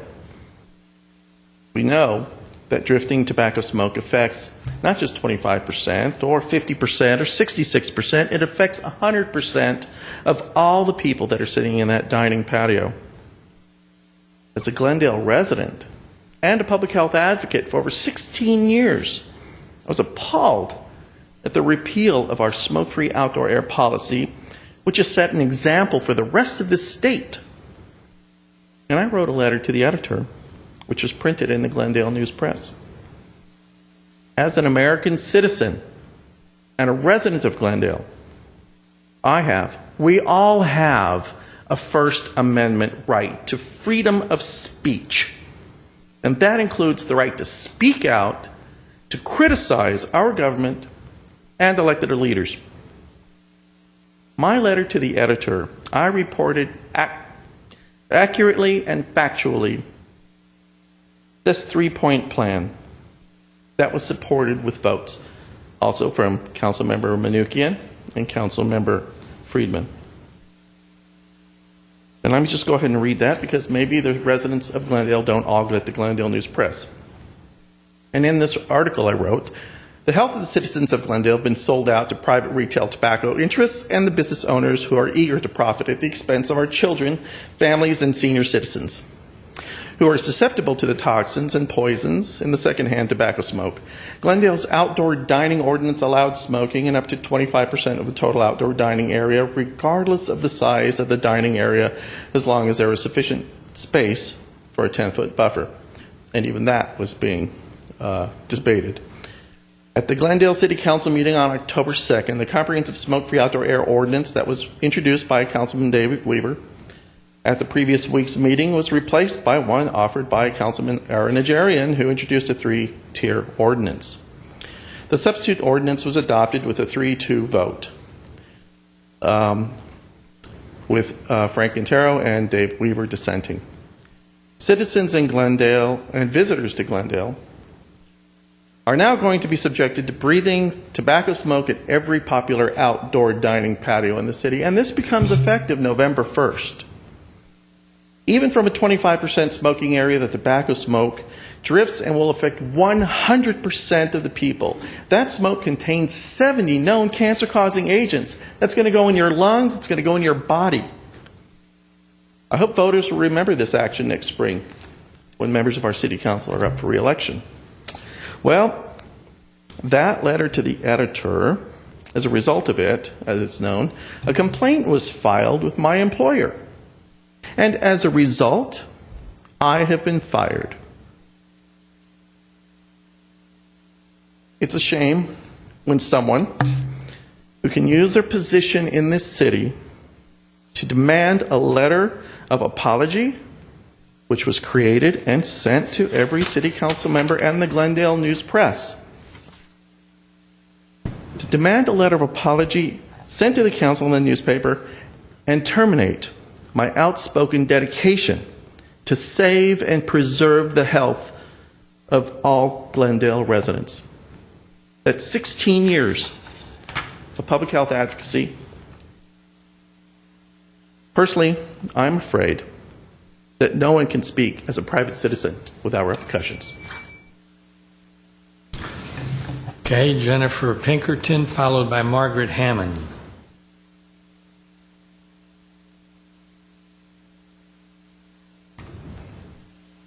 Evening, Mr. Mayor, council members, city staff. I just want to address very briefly the issue of the. I'm sorry, Jennifer Pinkerton, Truett Street here in Glendale. I'm president of the original Grand Central Neighborhood Association, which has been a member of the Glendale Homeowners Coordinating Council since October 2010. I understand there were comments made at the last city council meeting that Mr. Hagani's staff had not done sufficient outreach for the meeting that was held on October 15th regarding the 3 proposed digital billboards. I'm here to say that that actually is not the case. He and his staff have been working with the presidents of the 3 homeowners associations that would be most impacted, which are Grand Central, Palanconio, and the Rancho Estates. We had a pre-meeting with Mr. Hagani and his staff, and we talked with them about the flyers. Flyers were distributed throughout the neighborhood. So I'm just here to say that there was, in fact, sufficient outreach. We've been working very closely with he and his staff, and I just didn't want anyone here with city staff or the council to come away with a different opinion. In addition, I would also say I'd like to say kudos to the transportation department, because the same 3 homeowners associations have been working with that department, Mr. Coe and his staff, regarding addressing long-term traffic impacts with the addition of about 2,000 new employees to the Disney Creative Campus. Thank you. Margaret Hammond, followed by Bill Wiseman.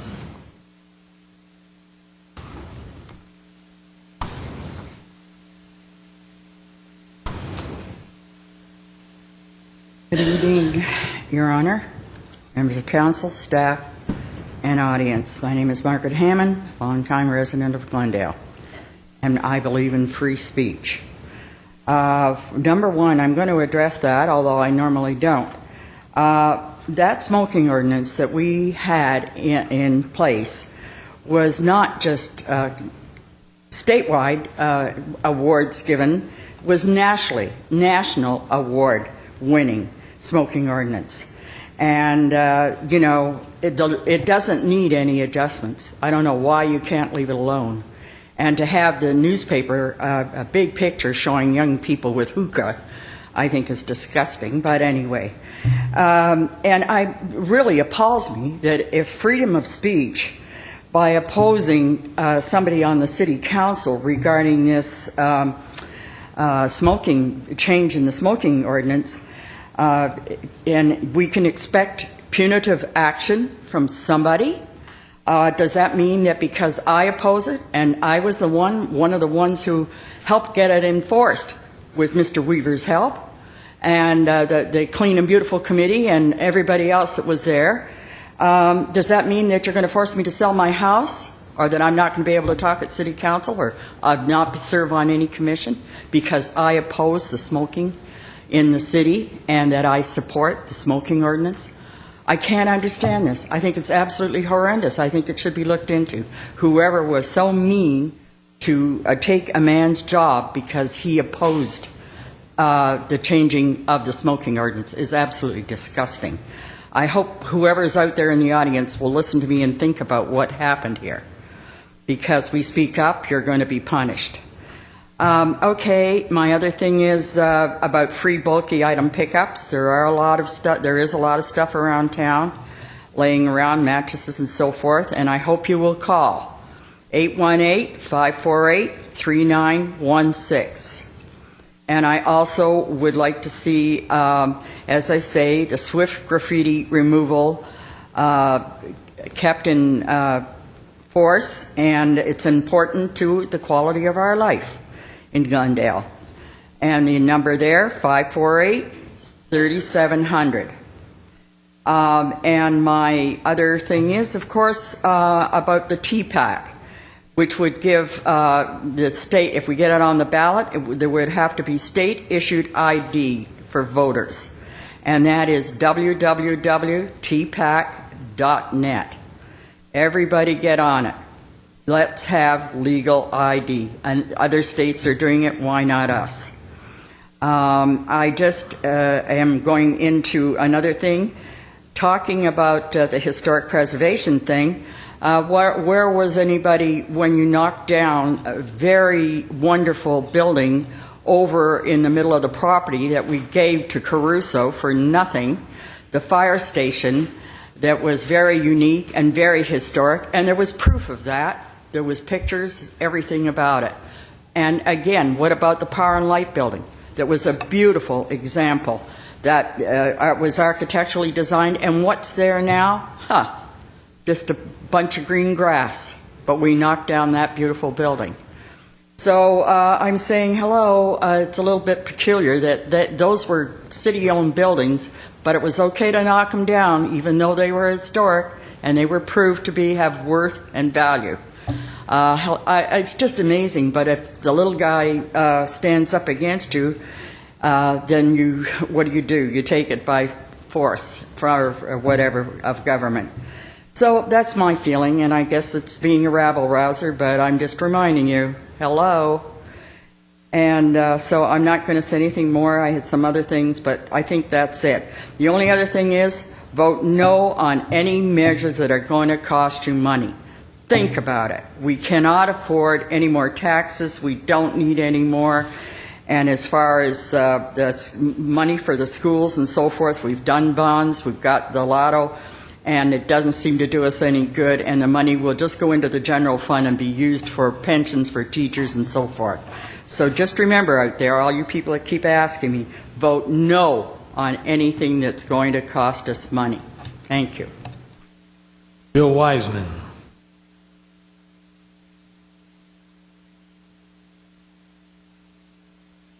Good evening, Mr. Mayor, council members, city staff, and the public. My name is Bill Weissman from Far North Glendale. I'm going to be very brief tonight. I just wanted to correct something that may have been said in error earlier this evening during the announcements portion of oral communications. I believe somebody from the dais asked Todd Hunt if the candidates forum for assembly candidates that's going to be held in this chamber Thursday, August 25th at 8 p.m. was going to be broadcast live on GTV6, and I believe Mr. Hunt said no, it wasn't going to be broadcast live. I did check just a few minutes ago the GTV6 schedule online, and according to their schedule, it is going to be broadcast live at 8 o'clock. So just wanted to correct that information. Thank you. Okay, thank you. In response to some of the speakers, let me say that if Mr. Gallegos was in fact fired because of his comments, I just find that appalling. I mean, this is an organization. I'm currently on the Army of Pink, and we're fighting cancer, and that is just beyond comprehension if that's what took place, whether it came from the dais or whatever it came. If Glendale Adventist, that's who you work for, Glendale Adventist? Yeah, if Glendale Adventist let you go because of your comments, then I just have no idea what they're doing in that organization. I'd like to hear from them, quite frankly. The second issue, as I think we all know, there's nothing we can do about Albertson's leaving, but could that be zoned for something? I mean, a car lot, it seems to me, wouldn't. Zoning. I cannot speak right now about what's the zone, but I believe, I don't think a car lot is permitted in that zone, and we have heard that the property has been purchased, but we have not seen anything proposed yet. But some other large big box of some sort, big lots. I mean, it obviously doesn't have to be a grocery store. It can be something else. It could be on that any corner. kind of retail, potentially. Okay. Any other comments? If, Yes, Mr. Chair. in light of our new ordinance, if we were to get 4 votes to place a historical designation on the Albertsons, would that prevent it from being torn down? Mr. Mayor, would you like me to respond to this? It would not, if the property was designated historic, it would not be prevented from being torn down. It would be required to provide an environmental impact report with regard to historic preservation. We could put a lot of hoops in front of them, though, to jump through before they were able to do that. Okay, thank you.